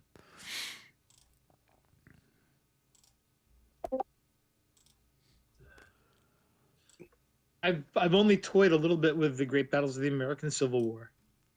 The line of battle series that MMP now publishes is really, really, really good. What's the scale on that one, MJ? It's regiments. Okay. It's regiments, but it plays more like a brigade game, I would say. But it's regiments, Like I've never played the full battle. I've only played the north half of Antietam, and I've played a scenario from the Gettysburg one that's called the Best Damn Days of Fighting Anywhere, which is Longstreet's attack. And they're really, really, really good games. They just play so well. I think it's a Dean Essig system. Oh, okay. Yeah, it's like the second generation. It was originally called, the RSS system? Like regimental, I forget what. Yeah, the regimental subsystem, which was super tedious with ammunition tracks and all this other shit. It was super crazy tedious. But the system was good, and what he did was he streamlined it and simplified it. Yeah. What's the name? Last Chance for Victory. That's the name of the Gettysburg game. Yeah, the series is called Line of Battle. If you can download the rules off the Gamers Archive on MMP, so you can read the rules, see if they look good to you. So Jeff from Hex to Hex says, Great Battles of the American Civil War is the best system ever created. It might be. It's just tedious. But then again, you guys and that's the newer Great Battles of American Civil War. So the one that's people love Dick Whitaker has been putting out. Love that game. Yeah. No, I've heard lots of great things about it. I bought Into the Woods. I just need to sit down and play it. When was the last game published? They just had one that came out. Bullets by Sword and Bayonet or something like that. It's our friend Alan, aka Stigler, was the developer on that one. And then our friend, Alex, you have a second down in Game Room 1. Yeah, and then our friend. I'm largely wrapped up with 3, so Okay. I'm just kind of policing. Okay. With it, so. I have 2 games in this series. Terrible Swift Sword I bought last year in a shop in Gettysburg, an original printing of it. I just wanted to have it. And Terrible Slow Sword. Yeah, exactly.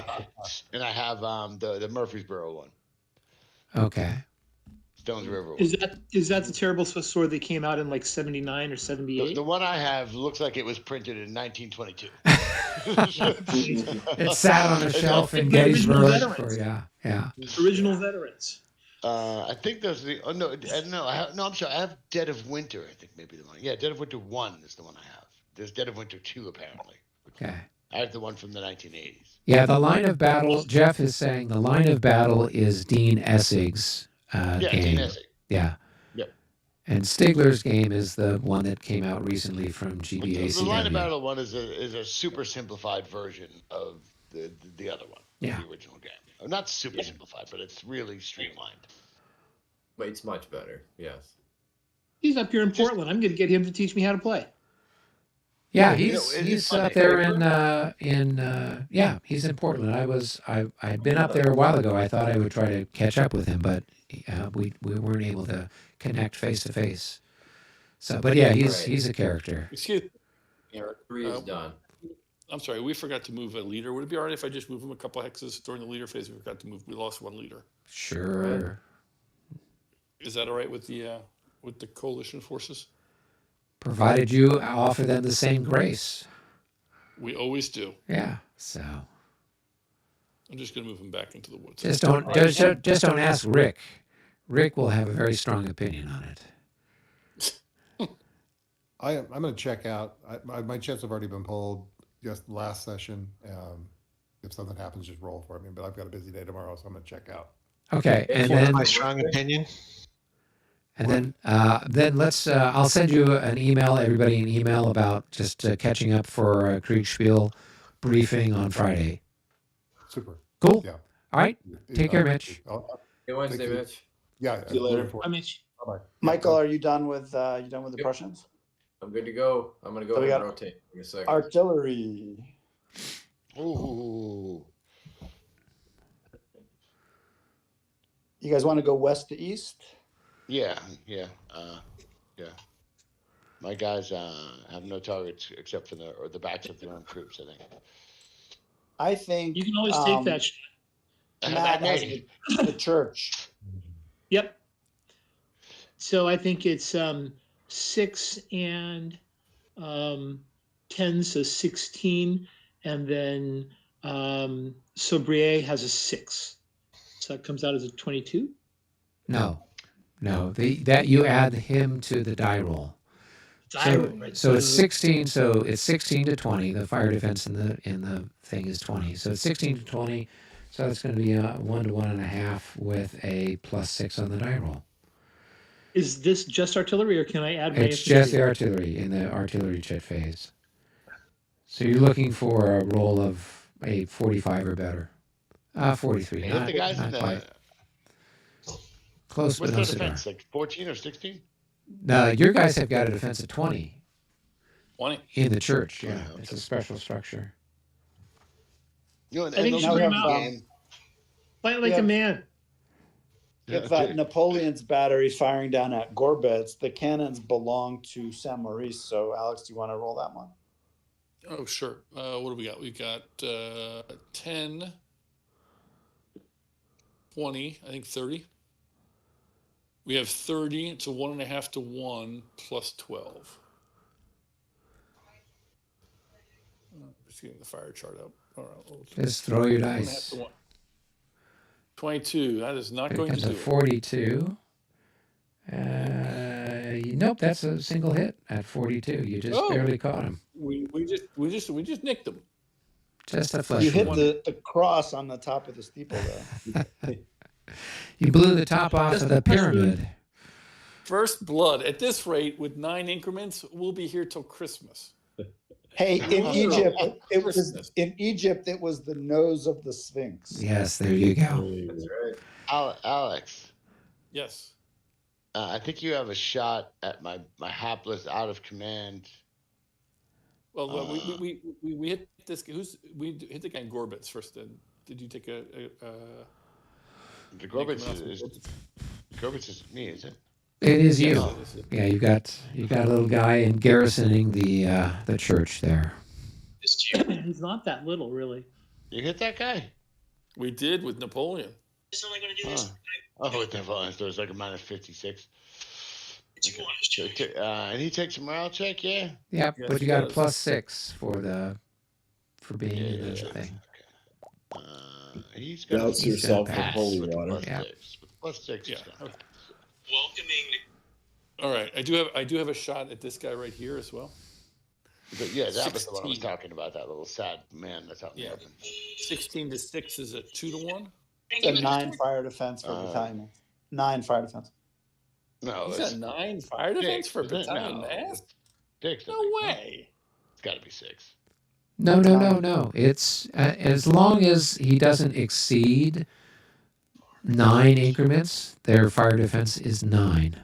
We already talked about Holy this shit. months ago. Yeah. I don't remember what I had for breakfast. How do you expect me to remember what happened months ago? So, All right. 16 to 9, 1.5. 1.5 to 1. 53. That's a probably hit. a hit. Yeah. Increase morale check. Roll it and look later. That's going to be He's fine. okay. 55. He's fine. Do you get a bounce across the drainage ditch or no? No, I it's don't canister. because it's close range. No, Close it's range. short. Canister. Short range. Yeah. Canister. Okay. And we are not doing ammo, correct? No. Correct. By the way, you're a complete coward for hiding in that little defile there. Excuse me. It's Mr. Coward to you. Show some respect. He's bravely hiding in that. Bravely. I also accept Mr. Pussy. Thank you. Mr. Live to Fight Another Day. Exactly. How about any other stuff off to the east? Eventually, we get to Mike Hawkins and the mortar battery. Yeah, I want to listen to the screams of the mortars. I don't think. Gotta be some fire here. Yeah, so Unlimited gun. I know Mitch is already bugged out, but I don't think he's got anything that can fire. He's got some stuff that's unlimbered, but there's friendly infantry in the way. The Russians don't have anything to fire. They got no shot. Yeah, I I don't have a think. Russian shot. Okay, well, then we're over on your side of the field, so go ahead and take some shots. My little artillery gun, 2x away from his artillery gun, is going to shoot. I think it's a 1.5 to 1, but check me. The 16 to 10. The unlimited 16, no? It's Yeah, actually 16. 16. He's in the woods, unlimbered, which I think is 10, right? 18 maybe. I know in Lydney it's 16. I have no idea what the fire defense is. Woods. So, It says 10. Yeah, it says 10. Unlimbered is 10. It's 10 here. Huh? That's easier. Yeah. I'll bet that's a typo. Well, here's the other thing that it's got. So, unlimbered in the clear, it's 8. So a battalion mass has better defense than unlimited. But both of those are holdovers from third or fifth edition. They're fifth edition. They're fifth edition rules because yeah. Because at fifth edition, I'm sorry, at fifth edition, the first hit you can only do damage on the second hit on an even hit. So the fire defense is less. That's definitely. Yeah, so usually in Regs 30, unlimbered has got a defense of 16, right, in the clear. It's in the Regs 30 special rules for Dresde with all the charts for it. It's 10. Yeah, that's what we're looking at. That's why we're saying it doesn't look like it's correct. Yeah. From the USA site there. It's, Yep. It's 8 in the clear and 10 in the village and cultivated and 20 in the farm or whatever, walled farm. So I guess it is easy. But when was this done? This could have been done years ago before the changes in the rules. That's clearly what's a online? typo. We'll accept it if you guys want to use it that way. But it's No, clearly what's a typo. online? What's online? This is what's Have you started? online. This is what's Online is 8, online. 10, 20. Yeah, which is really odd because like with Moscow, it was 16. Yeah, it should be It's 16. clearly an Liddy oversight by the 16. converter. Yeah. It should be 20 in the woods. And 16 in the clear. Correct. Exactly. Yeah. And the first hit does actual damage on the artillery, so it should be 16. It Yeah. It shouldn't be 8. Well, or let's 10. just That's play way- it that way. It's 16 in the clear, 20 in the tough shit. Yep. All right, somebody chuck some Like, dice. you guys want to play it that way. So when the Allies are firing, I'm shooting. the French defense is this, but when the Allies are receiving, their defense is that. Okay. Well, there's- Wait, I'm 8 all of a sudden? It's sort of like the Russian Jaegers. They felt like hiding behind trees was not manly, so they stood out in the open. Don't make me claim wall advantage. There you go. I'm rolling. Nada. It's a moot point. Is someone going to roll back for us? Well, Hawkins has a lot Hawkins. of very strategic artillery fire in a lot of different ways. So Yeah, should I go now? start doing your artillery, and then you can do your mortars. Or what am I telling you what to do? Do what you want to do. Sorry. So I guess this guy will shoot down here. Who's this guy? I missed it. Who's shooting who? Sorry, Hawk. I missed it. Might be out of range by 1. No, I mean it's 15. What is it? The Where you readout? And your range is what? 16? The- Which one's 16? No, No, it's 14. No, 14. Oh, you're talking about those guys on the side of the creek. Yeah, that's 14. So this guy, I think he'll shoot here. I didn't see the hair, but whatever. Flash the target again, Mike.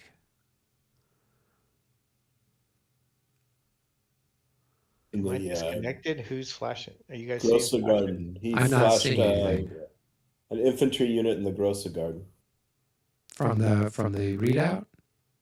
Yeah, Yeah. it's right here. He's I think he's Yeah. in that area. Can you see across the hedges? They're they just don't- No ornamental. head.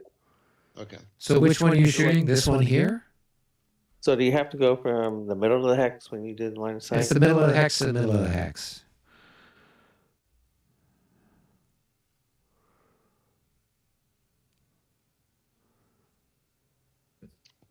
So I don't think you could shoot this guy because this guy's going to be in the way.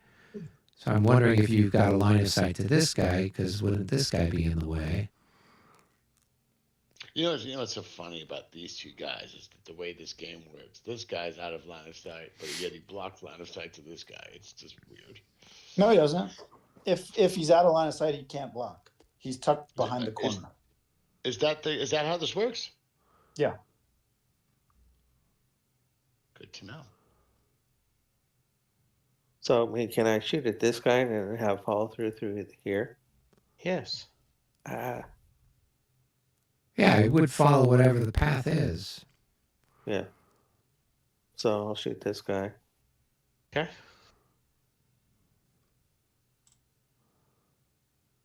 So it's a 1 to 1.5. Should be a hit. So it's going to be a 6 to 8, probably. Yeah. So I think That's a the one 54. that's a 55 is a hit on that. Yeah, so that's a miss. It's Just a miss. missed it by that much. So the cavalry unit.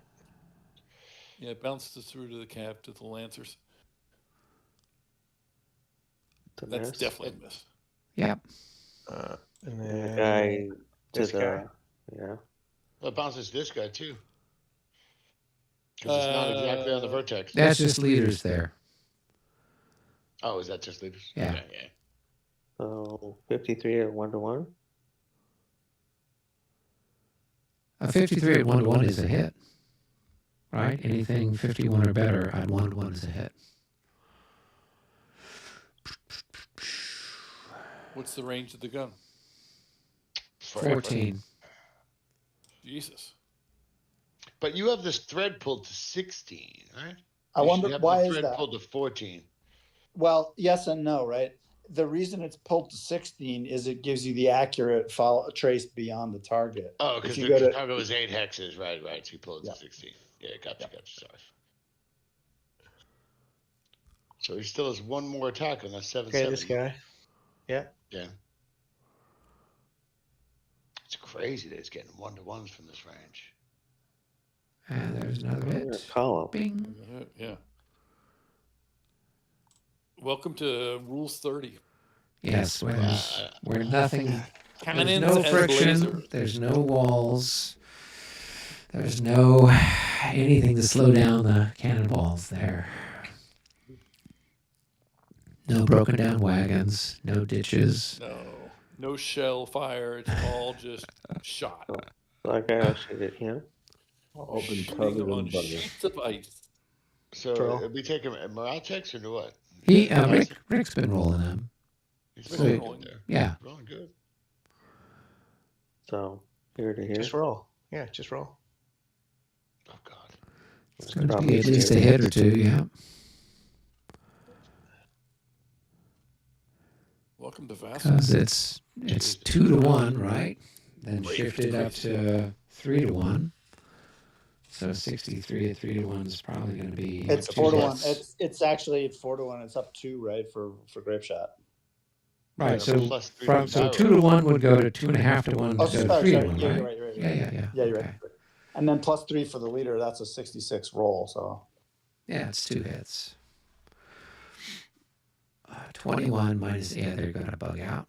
There you go. And Now then you get him over there. take another hit for the route, right? from.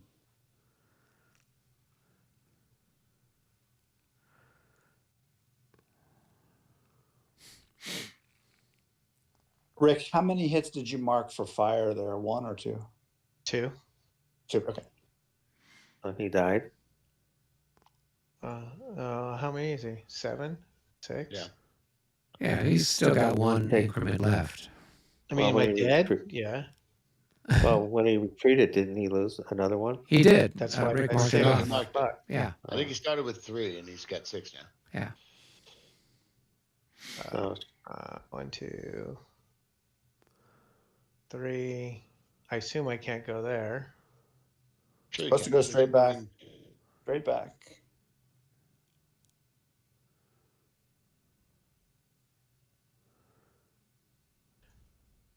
I move 12. Yeah. Yeah, Is it it's basically Why won't it go 50%. straight back? I thought he just has to move further away from the closest enemy unit.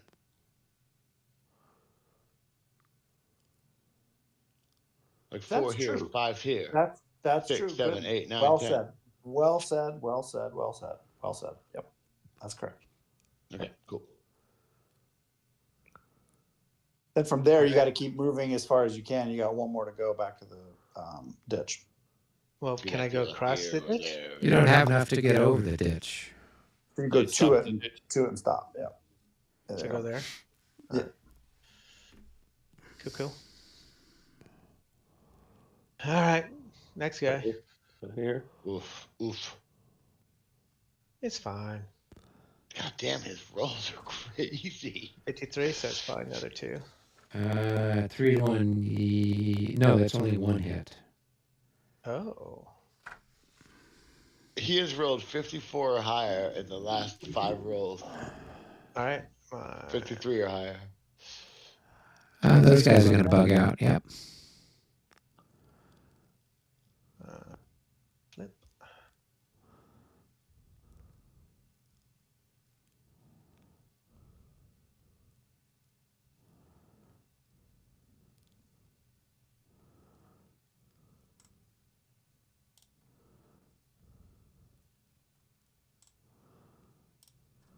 They moved 12, right? Correct. Yep. And did they take the hit for leaving zone of control? Let me look. I think they probably need 1 more hit on him, I think. Yeah, I don't remember, but let's give it to him. Let's give it to him. Okay. This mortar will shoot here. Right. So it goes in what direction? 4, 2 hexes. Yep. It's gonna be a miss. I think. Oh my God. What the fuck just happened? Go ahead. Yeah, it hit here, right? Yeah. In case you hadn't noticed, there's a bullseye drawn on that hex. It's just like had to go there. And the one that's right Wait. behind it- Oh, go ahead. What? No, go ahead. What mortar's shooting what? The next mortar will shoot here. Okay. 55, 5, 2. Gonna land there. right there. Go ahead, chuck some dice. Nice. It's going to be Wow. it's a hit, right? Is it? It's a 1-to-1. Yeah. 62 Yeah. to hit. 62 to hit. I mean, his dice roll is incredible. I'm clear. Yeah, well, Clear this out. Clear it out. about a +10 though, because he's overstacked in that hex anyway. No, they're not overstacked. That's a clear hex, right? I think stacking limit in clear is 18. He's saying overstacked increment wise. He gets pluses for the increment. Yeah, but it doesn't matter. You can't do any better than 1 hit on 1-to-1. Exactly. Yeah, Exactly. It's not my stuff, so I'll let somebody that's Michael's stuff. Is Michael still in the game? Wait, what? Sorry. This hit stack on here the- got hit by some mortar fire. Your favorite Oh, stuff. we're in the mortars now? Okay. Yep. All right. So. Your land veer. That's definitely gonna pass. Yeah. 52 is fine. Yeah. That guy Okay. needs to get off the top stack. So if the top one makes it, the rest of them don't have to roll, correct? Yeah, only the one that took the damage makes a roll. Yeah. All right. So let's. But yeah, yeah, I guess. There's some part where you like each unit below adds like 6 or something. To be more specific, it's a check for the whole hex. If the first one passed, the same roll is passed downward, Exactly. and each one downward benefits. So since the top guy passed, the others are all going to pass as well. Right. Yeah. A lot of times, if the top guy fails, people further down will fail. Oh, if you below a failure, they all fail. So. Mm-hmm. Yep.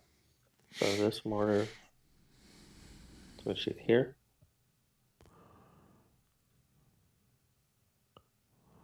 Goes in direction 6, 1 hex. It'll be here. Well, does one actually scatter? No, so one should be, I think you're on target.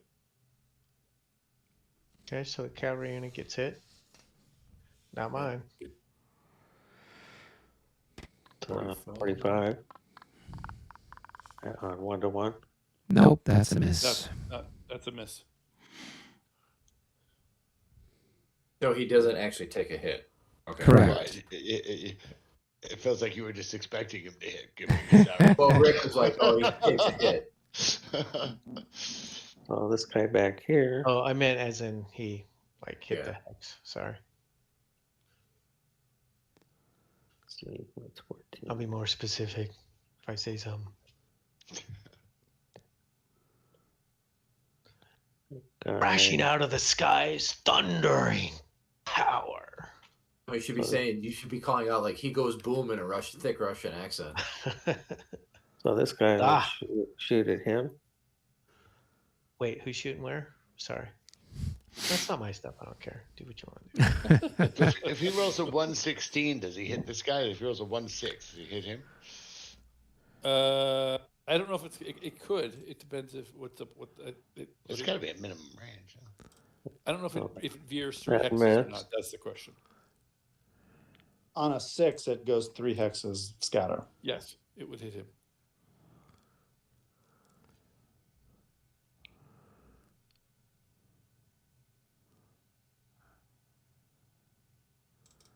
All right, you're over to the So your Saturn. fifth battle. mortar is Okay, that guy will shoot at him.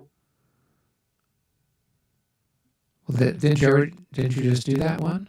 you have shot 5 times so far. 1, 2, 3, 4. That guy, that guy, that guy. This is the last one there, and that one. So I got 2 more. No, you just did this one. This one here is the next one up. Yeah, I said I have 2 left. Yeah, he's got the 2 left-hand ones. Yeah, so that's this one. So is it this one that you're shooting, or this one here that you're shooting? I'm gonna shoot the one in the back first. Oh, okay. We weren't sure. Okay. If we don't see it flashing, it's hard for us to know which one or you don't state the name of the bastion. It's hard to keep track of it. We'll shoot here. 12's not gonna do it.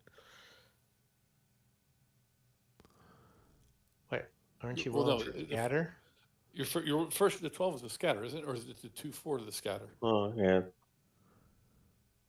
So a 2 is 1 hex. Yeah, no, a 2 is on target, I think. No, but you got a +2 because they're out of line of sight, right? Yeah. So then that becomes a 4, so it's 1 hex. The Isn't leader. Isn't it +3?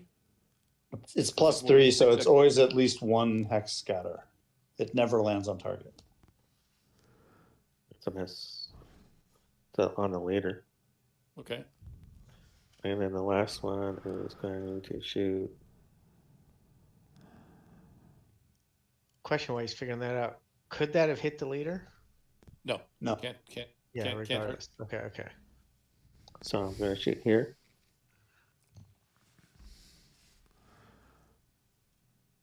Or 6. Or 6, 3 hexes.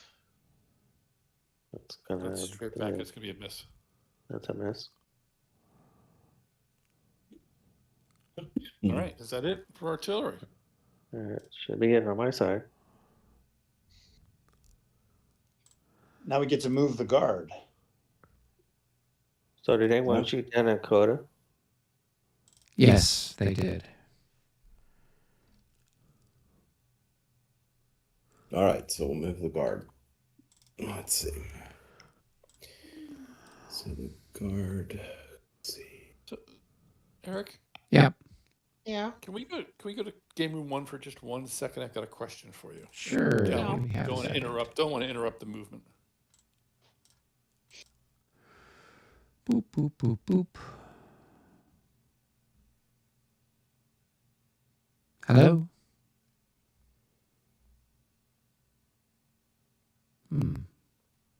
I can't hear you, Alex, if you're talking.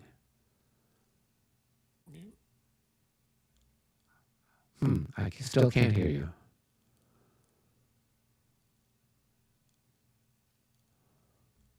I see you're in the room with me, but I can't hear on you. mute? Oh, there we go. I could hear. Can you hear me? Yep. Hear you now. Okay, sorry.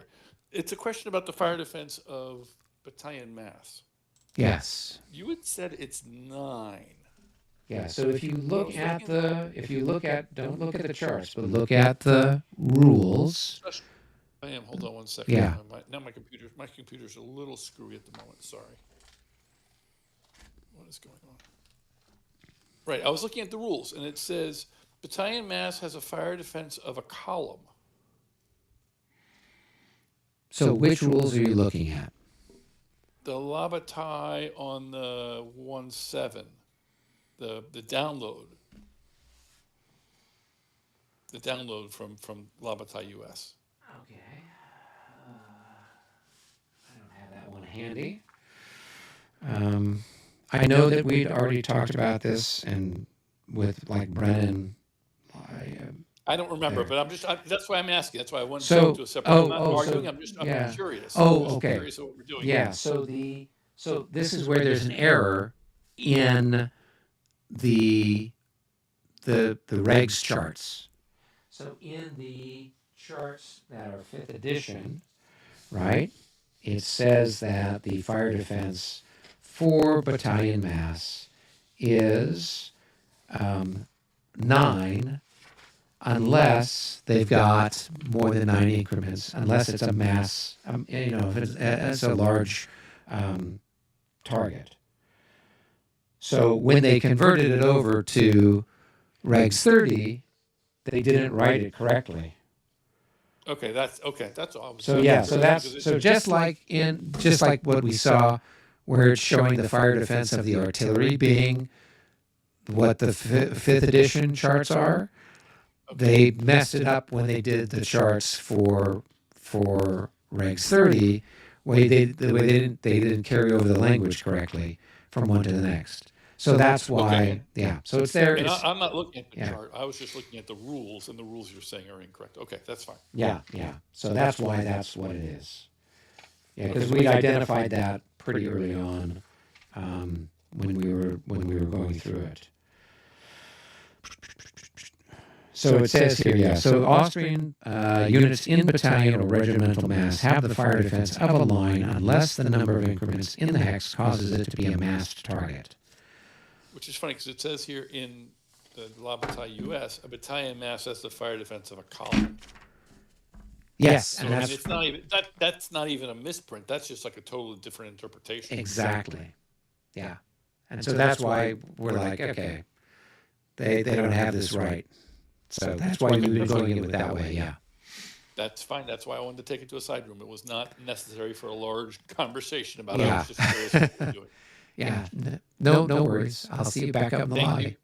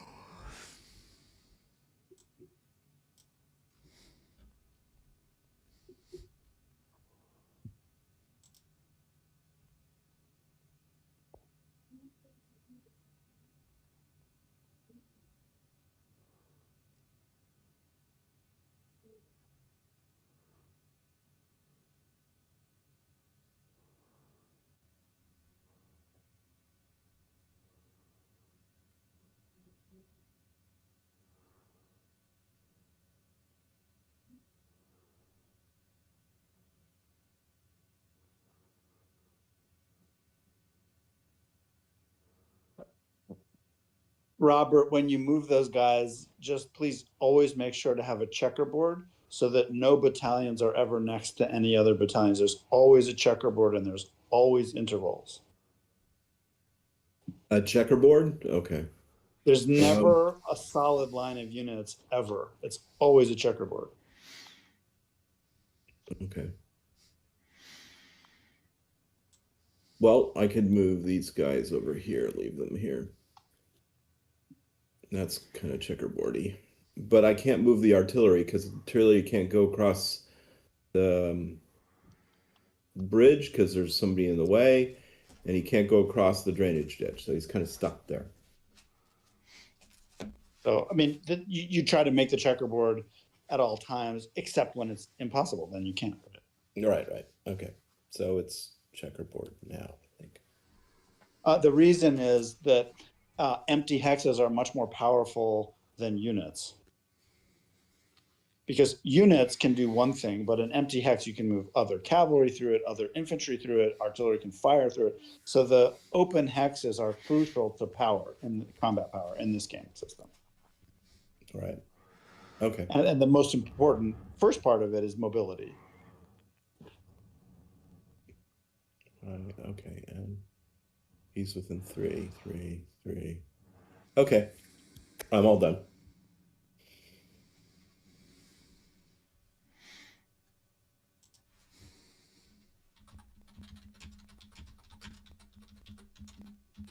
That was probably the last jet. Are we ready to go? Did you move more TA someplace useful and all that? Yeah, I did. Super. Okay, so then are we on to the fire phase?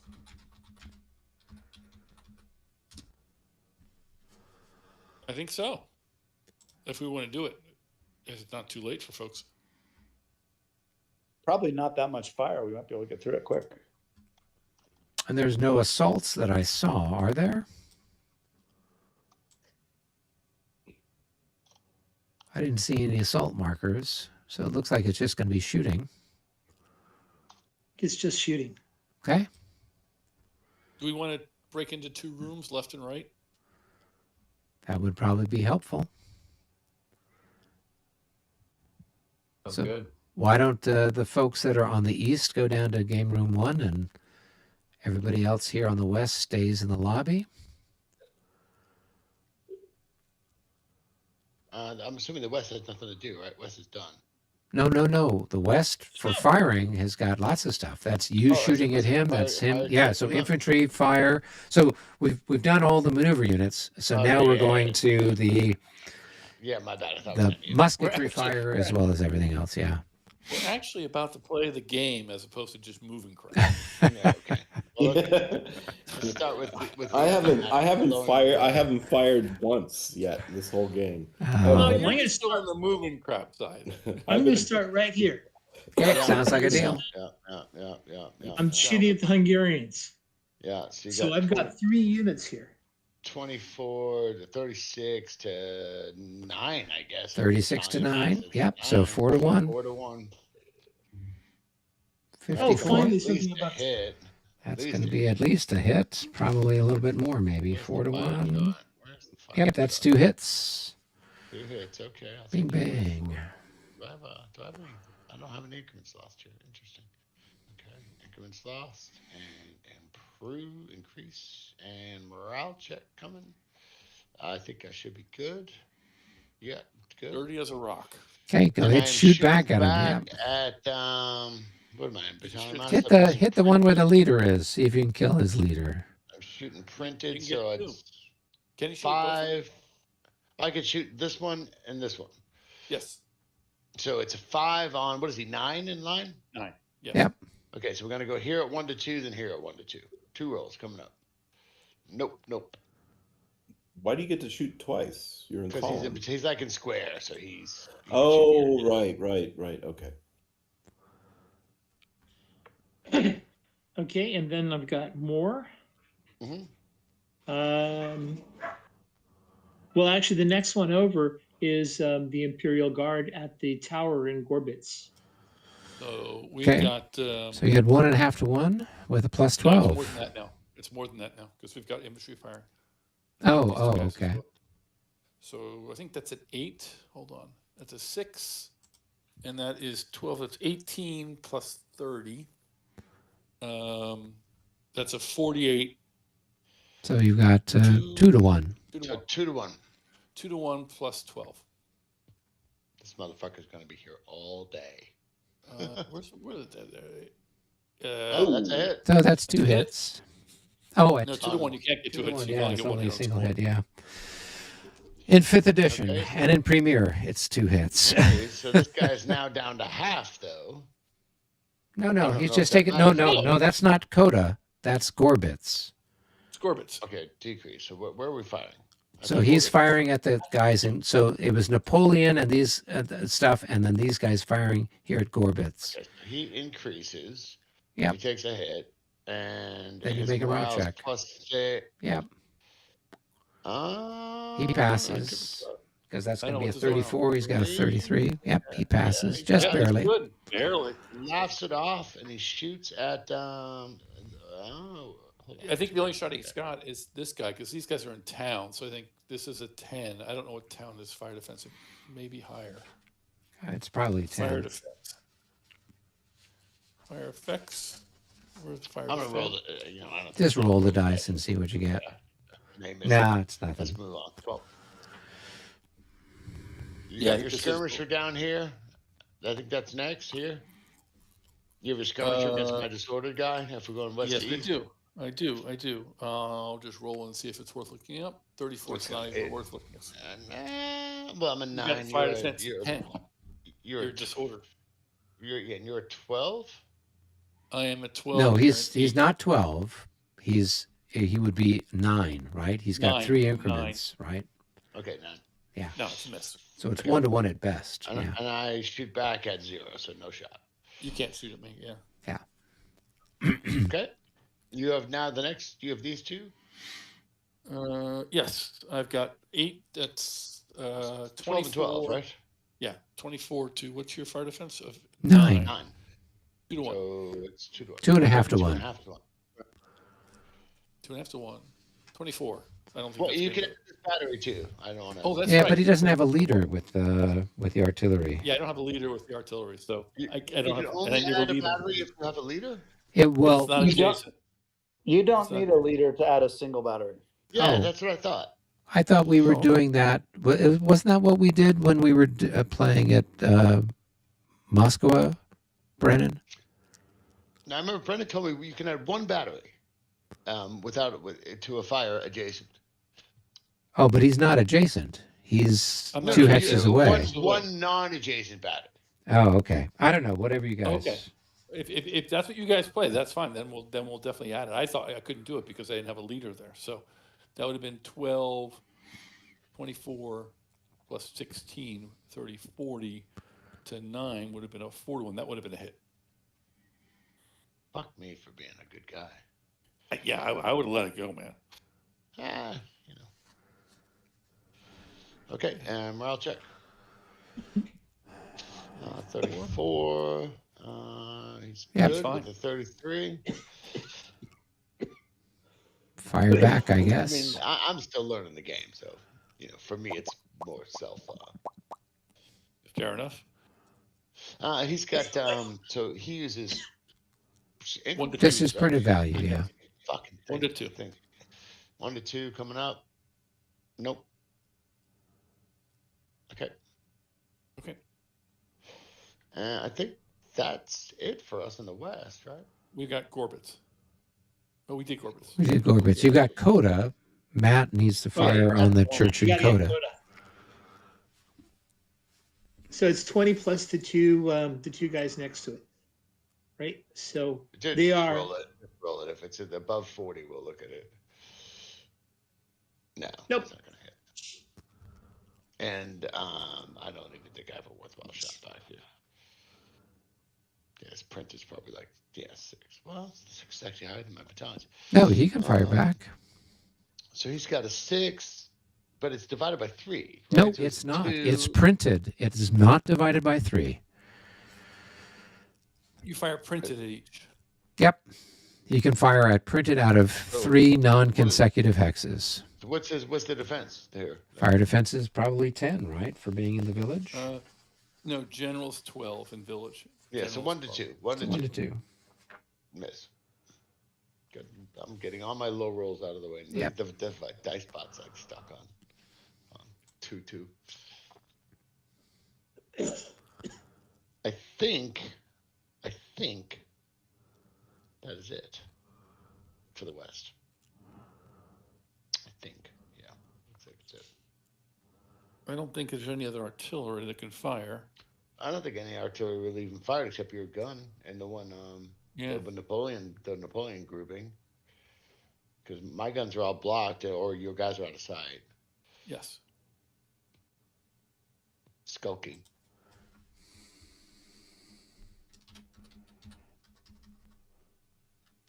I think we're done on the West.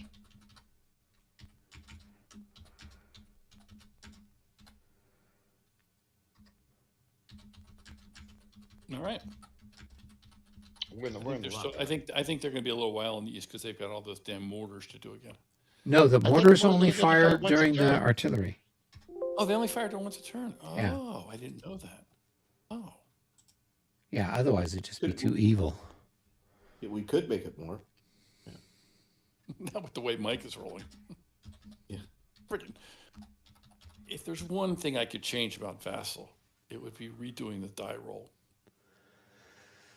Yeah, I don't know. I mean, I think somebody I knew sat down and rolled the dice 700 times and recorded all of the stuff and found that it was random.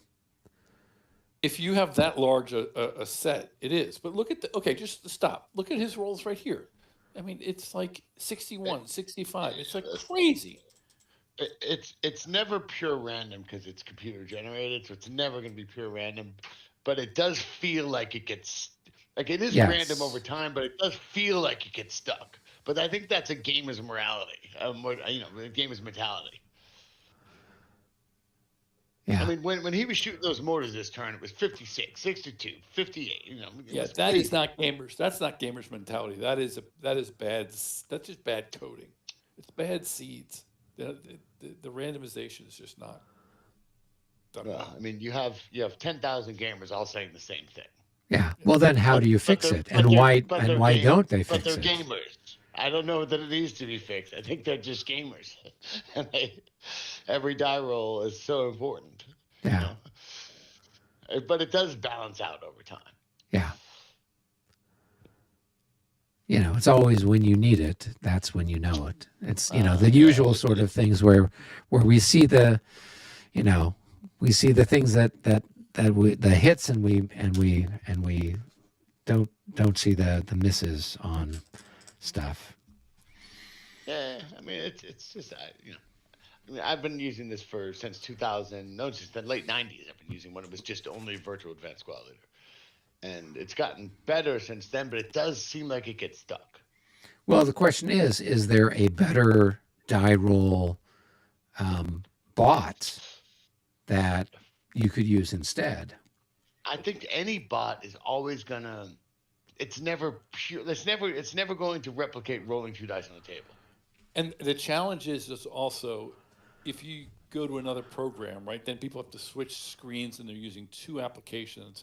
What makes this so nice is it's built into the game set, so people just roll and everyone sees it. They don't have to do 2 different things. You don't have to have an app open and the game open. Yeah, so I was watching. I don't believe that they're any more random. Yeah, I was watching a couple nights ago on Hex to Hex channel. They were playing ASL. They had the Vassal module up. They had a camera on on each of the players' faces, right? They were rolling dice. And then they had a separate camera on their On the dice dice. tray. On And the so dice tray. underneath each of the gamers' faces, you had the dice tray. And then when they rolled it, you would then get a different, that you could see then whatever die they rolled. So they weren't using whatever the die roll mechanism in the Vassal module. Instead, they were, using their own little dice. And so It was kind of cute. Vassal started off with Advanced Squad Leader only for maybe 10 years. Right? It was only Really? Advanced Squad Leader. Yeah. Vassal started off, that's why it's called Vassal. It's Virtual Advanced Squad Leader. And then they changed the name to Vassal to make it like a slave to all the other games. But Vassal from the mid-90s to maybe 2005 was only Advanced Squad Leader. I didn't even know that. Yeah, and that's how deep the conspiracy theory runs with ASL players. Like that they're doing setups like that where they're filming real dice. So you're new to this. Believe me, I've been dealing with this for years. And sometimes it works for in your favor, and sometimes it doesn't. Yeah, I play La Bataille in face to face with people, and this with the playtest that we'd been doing with Thon. This is a battle it's called Teghausen, as another name for it, in 1809, and the first game, I would say I had more favorable rolls than my opponent did. This game now, the shoe's on the other foot. And it's funny you say that. We were doing Fuentes de Noro right. Test, and I was playing Bill, and Bill in one turn whacked 4 British leaders in one turn. Wow. And this is face to face. I switched out his dice. I gave him my die roll. He was still doing it to me. I was so angry. Yeah. I was so angry. Yeah. Hey, speaking of which, did you get a copy of the map made? Is there? No, they're still working on it. Okay. Ed is right now totally focused on getting Quebec out. Yeah. Let's see. Grim Harbinger says, dice you can forgive or threaten with an oven. You can't do that with us. Yeah, I guess you could throw your dice. Ask Grim, is it the same in Tabletop Simulator? Yeah, that's a good question. Grim, is it the same with Tabletop Simulator? Is the die roll thing there true? So I'm sure he'll have an opinion for us in a second. There's like a 5-second delay in the video. I've watched their streams and I've seen them change out die rollers, delete the die roller, put a new die roller down. So it has to be the same. It's Wargamers. See, that's what I think. I don't think it has anything to do with the dice. I think that you don't remember the ones that don't matter. You remember the ones that really matter. Yeah.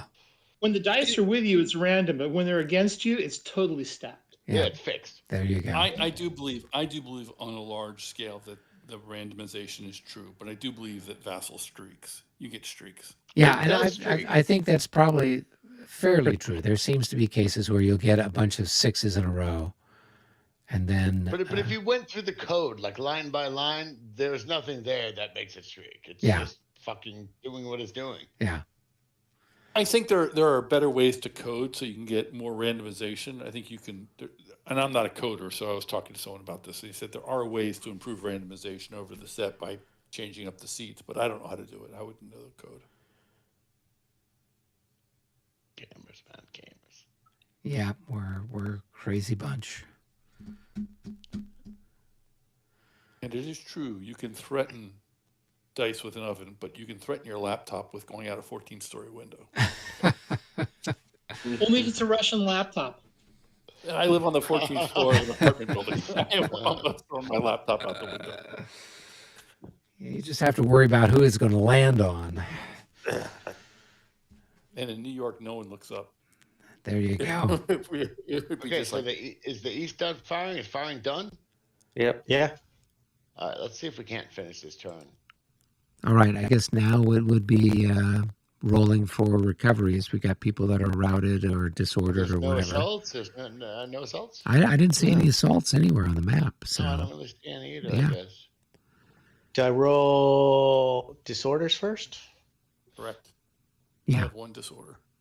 And disorders minus -3. 34. And if I'm half dead, it's another minus. Yeah, it would be a -6. So you'd have like a -9 altogether on that chap there, for example. I made it. I'm He's gonna back. do the other guys first. For the sake of speed, can I just move my routed units and stuff? All right.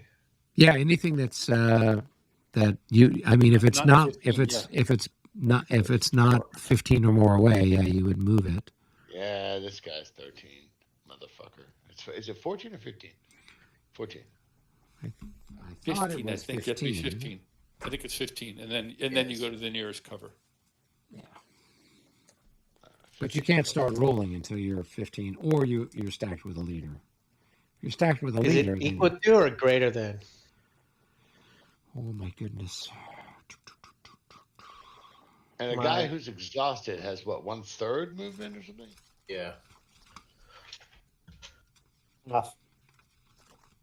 Exhausted has half.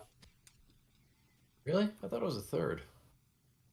Well, No, it's 1.5 for being routed, and then it's thirded down from there, so it ends up being. Ah, got it. Brennan, Yeah. for the disorder check, I wrote the number exactly after the modifier. Does he route? No recovery if you Is get it higher equal than. to? You have to get higher higher. than. Okay, thank you. So I've got one Fifty. over on the far west side. What's his distance to enemy units? 15 on the nose. Okay, well then he can try to recover. Okay, so then we should find his morale, right? So He's not going to route, right? Yeah. Right? it's 31. 31. Then Plus he just 6 stayed for the- disordered. 6 for the. Yeah, they were disordered. They're all this stuff. They're routed and they're fatigued and they're charging. Well, they're not. Well, you leave the charge marker on because they've moved, but they have to move route again now. They do. So they Okay. have to go to. They have to go to like they have to try to move to, I think, to like woods or something. Matt, what was their morale and what did you roll on the route recovery check? It was 31 and I rolled 63. They recover from the route. What do you mean they recover from the route? They Recover go from to, exhaustion, maybe. What if you was roll their a morale? 63, What was their morale? Oh, we rolled a 60. 31. Right? I'm thinking, wow. Yeah. What you're was the good. dice roll? 63. yeah, they're back to good the order. route is recovered. Yeah. The route is recovered to good order. Okay. And the exhausted? Stays That on. happens after them. Did they move this turn? They charged. That's why they got a charge marker on them. Yeah, They I charge. charged this turn. Charge marker comes off, exhausted stays on. Okay, good. Thank you. Right, sorry about that. For some reason, I thought 60 was bad, but 60 is good. I'm So if curious. the guy is, Yeah. if the guy is disordered and he fails his check, he just stays disordered, right? Yeah. Oh, Yeah. route. Yeah. They don't route. They just stay disordered. Oh, I thought they route. No, In the 3rd or 5th edition, they would route. In this one, Oh, okay. they just stay disordered. Yeah. Yeah, in Oh. 5th edition, disorder is a transitory state. I'm You're rolling for my You're guns. going to and route or rolls. you're going back to good. Okay, cool. These guns Thank come you, back. Hawking. Stack comes back. 35. Do I have any more? I've got a guy here with a leader. Let's just roll it and see what it 26. He's -6 for routed. He's got a 32, but he's got a leader with him who has a morale of 1. 26. Okay, he fails. Miserable. Yeah, your 2 routed units have to keep on going. 'Cause Well, they those have two on the 15. left are. Oh, yeah. He's talking to me. But a guy stacked with a leader doesn't have to continue to route, does he? If he fails his morale check, yes, he does continue to the route. The leader can elect to go with him or can stay where he is. The Oh, routed see, unit will follow. continue going till 15 and then go to cover. Okay, so he's got one more hex to go. He's in cover at 13. He's got to continue to go to 15. So he goes, okay. But he's crossing the Y switch, which means he has to stop immediately, right? Correct. And Okay, he so does the next crosses turn. the Y switch. Yeah, okay. He crosses the Y switch. I think. Oh, how much do they route? Is it It's just their normal move? plus 50%. So 1.5.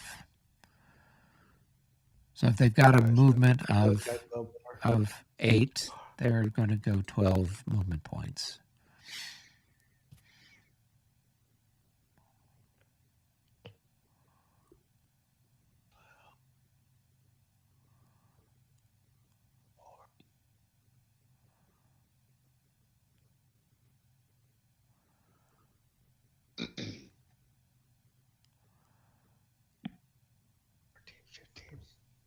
So he's outside of 15. Can he stay there, or does he have to go for cover?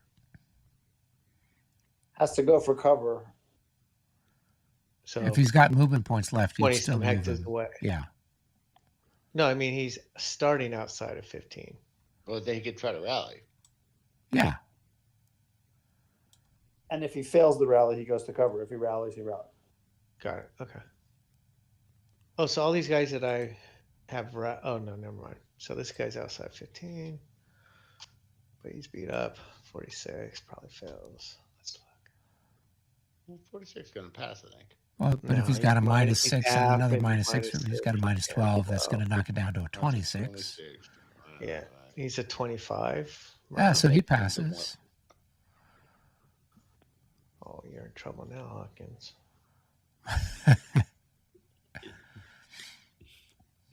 Someone just moved this. Okay. I don't know where he was. I'll put He him back. was. One up. One up. Thank you. Pop. Then we have this disordered Prussian dude. Nothing's gonna happen, Can't right? roll. Yeah, Can't because he's roll. adjacent. Yeah. He's Jason. adjacent. Okay. Is it adjacent or zone of influence? Nope, it's adjacent. Okay. Alright. Did I miss anything? I think that's Nope. it. Yeah. And there was Did a you roll Prussian these guys cavalry here? unit over here. Did you roll for the guys that were disordered, Rick? Which Yeah, ones? he did. These ones All here. these guys. Yeah. Yeah, they're all disordered. And then Michael, did you They all roll for failed? that cavalry? That's Yeah, disordered they all from failed. there. Rolled a Okay. whopping 16. Ah, Jesus. all right. And does anybody know if Mitch has had anybody that was? I don't think I think, given his position, he's kind of gotten off completely scot-free. Okay. I don't see anything. There's a cavalry tired that can probably recover unless they had a charge. It has a It- move it marker has on a it. move It has a marker move on it. marker. But you can move half and still He can recover move the off. He's tire. probably recovered. I Yeah. think he recovered.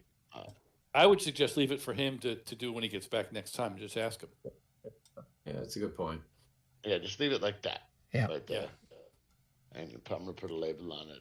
Because I don't think we're not doing anything more tonight. It's getting late. I have a question for Matt about this routed cavalry here I'm in the middle of the old guard. Oh yeah. Oh yeah, sorry about that. You would try. He's got an ADC on him, so he can try to recover. If he fails, he keeps routing. Probably. 22. They're going No to way. keep going. No way. So with a minus 4. Yeah, but he can't go that way. That's closer to me. Right? That's yeah. Well, He's that's gotta go that's back. going this way. Yeah. Well, But and now then I'm going to run into that steeple in Coda. So keep. Well, frankly, I don't even know if he's 14 away. He may be further than that. See, okay, Let's go back this to the guy right. here is the closest guy. right, and So he's the closest he's guy 11 is hexes here. away. Right, Well, 12 no, where hexes. he Yeah. starts is 12. Right. So he can't. So he's got to move further away. So he can't go. He's got to go back through the guy. Yeah, he's got to go. He's This got to way. go there. He's got to go this. He's got to go this way. He's got to go through these guys. It is what it is. Now, do I have to roll anything more through there? Now you move, we roll. 4. Okay, so there's 4. I got to roll here. I'm minus 12. Now you is can it? go wherever you want, pretty much, as long as it's generally north. Well, but So I, yeah. a I minus mean, but 12 on you that guy. got this guy in Coda, right? Well, at some point it becomes at some totally point- cheesy to leave a guy behind the lines that far. But at some point, you have to break the rules, and it's okay. You choose the lesser of the evils. At some point, he doesn't just die.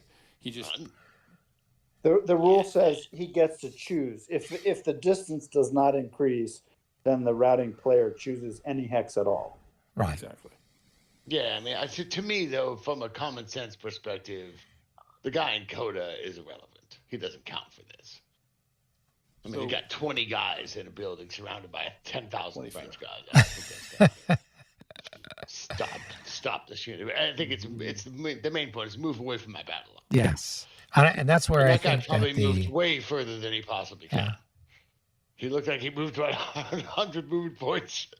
He had he had 7 movement, which is exhausted cavalry, so he Yeah, so he's like 1, Oh, 2, 7. I thought it was 15. 5. Sorry. No, yeah, so he wouldn't have gone that far. Yeah, dude, I'd love it if he goes that far. So I think the Uh, guard three, cav, four, the guard five. cav's got it. I mean, the guard artillery's got to roll. I think he stops there. I think that's good. Did you fail both your morale rolls there? So you gotta, 24 and a It's a- 35. Yeah. yeah, because they've got a Don't be so minus confident. 12 for routed I'm guys not going sitting- over the top of I'm you. not sitting in a church, man. I'm outside. I got horses. So I'm not the- We're failing gonna your work to battalion the math. cheese mat. They passed, Robert, They just passed. barely, yeah. So Well, it they're ended 11, up being the but modified roll was a 12, and they got a morale of 11. Yeah. if the morale is 11, negative modifiers don't count. Oh, okay, that Yeah. makes it even easier. I think that was the most effective thing I've done all term. I got through some guys. It's called the cannonball run. Yeah. Provisional infantry. What do you expect? I think we can end the turn, so we're going to hit the move marker and Advance the clock. advance the clock. And mark then, everybody unmoved. Then It's when we're the done, 8 a.m. turn, yep. If the We're gonna French hit- have 5 minutes for a chat in headquarters, I'm going to hit the move marker. The move Okay. marker has been hit. All right, people, make sure you save the game. Heating up. is it 8 a.m. now? 8 a.m. Yes, it coming up? is, yep.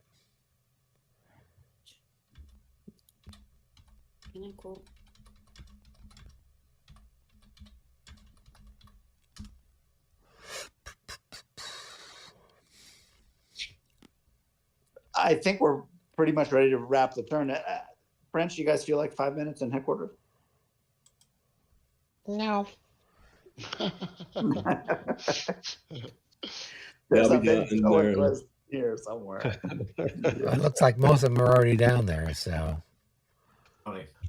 All right, gentlemen. Have a happy Thanksgiving, everybody. All right, happy you too, Thanksgiving, Michael. everyone. Oh, yeah. Happy Bye. Thanksgiving. Everybody. Yep. Take care, Rob. See you later. So funny. The Allies can't get out of here fast enough. I don't think the Allied players are having any fun. Have a Thanksgiving. Have a great Thanksgiving, everyone. Yeah, you too, Rick. What time are we getting together on Friday? by the way? What works for you? Like 6 in the evening? That's fine. Okay, 6 or 7, something like that. I'm sure I'm going to forget, so feel free. I'm going to to send ping an me. email out to everybody. But yeah, I think everybody said that they could meet. So, and I don't think we'll take more than an hour because we already have kind of a, we've got most of it all sorted out. So, Yeah, no, I, for better or for worse, have already submitted my SOP and my first turn movement. what's your SOP? Standard operating procedure. Oh, okay. All right. Like, in other words, I always have skirmishes out in front. I always have my light cavalry screening. I don't need to write it every turn. Exactly. And I'm sending dispatch orders every turn of what I see to both my leader and to you. Right, from your from the regiments. Right. Yeah. Okay. And then what you need to do is you're going to be writing dispatches from your personal dispatches to me, and then Yeah. sending one to Michael, who's going to be the infantry, who's going to be there on your left flank. So, and then he should be writing dispatches to you and to me and to Mitch. So we'll all stay informed, kind of stuff with what's going on. Now you're getting too complicated for me. This is a competitive thing, isn't it? It is. We're up against some I really can serious feel people, a level of attention here. Like this is, you said it's like a group of like a bunch of teams playing for the tournament.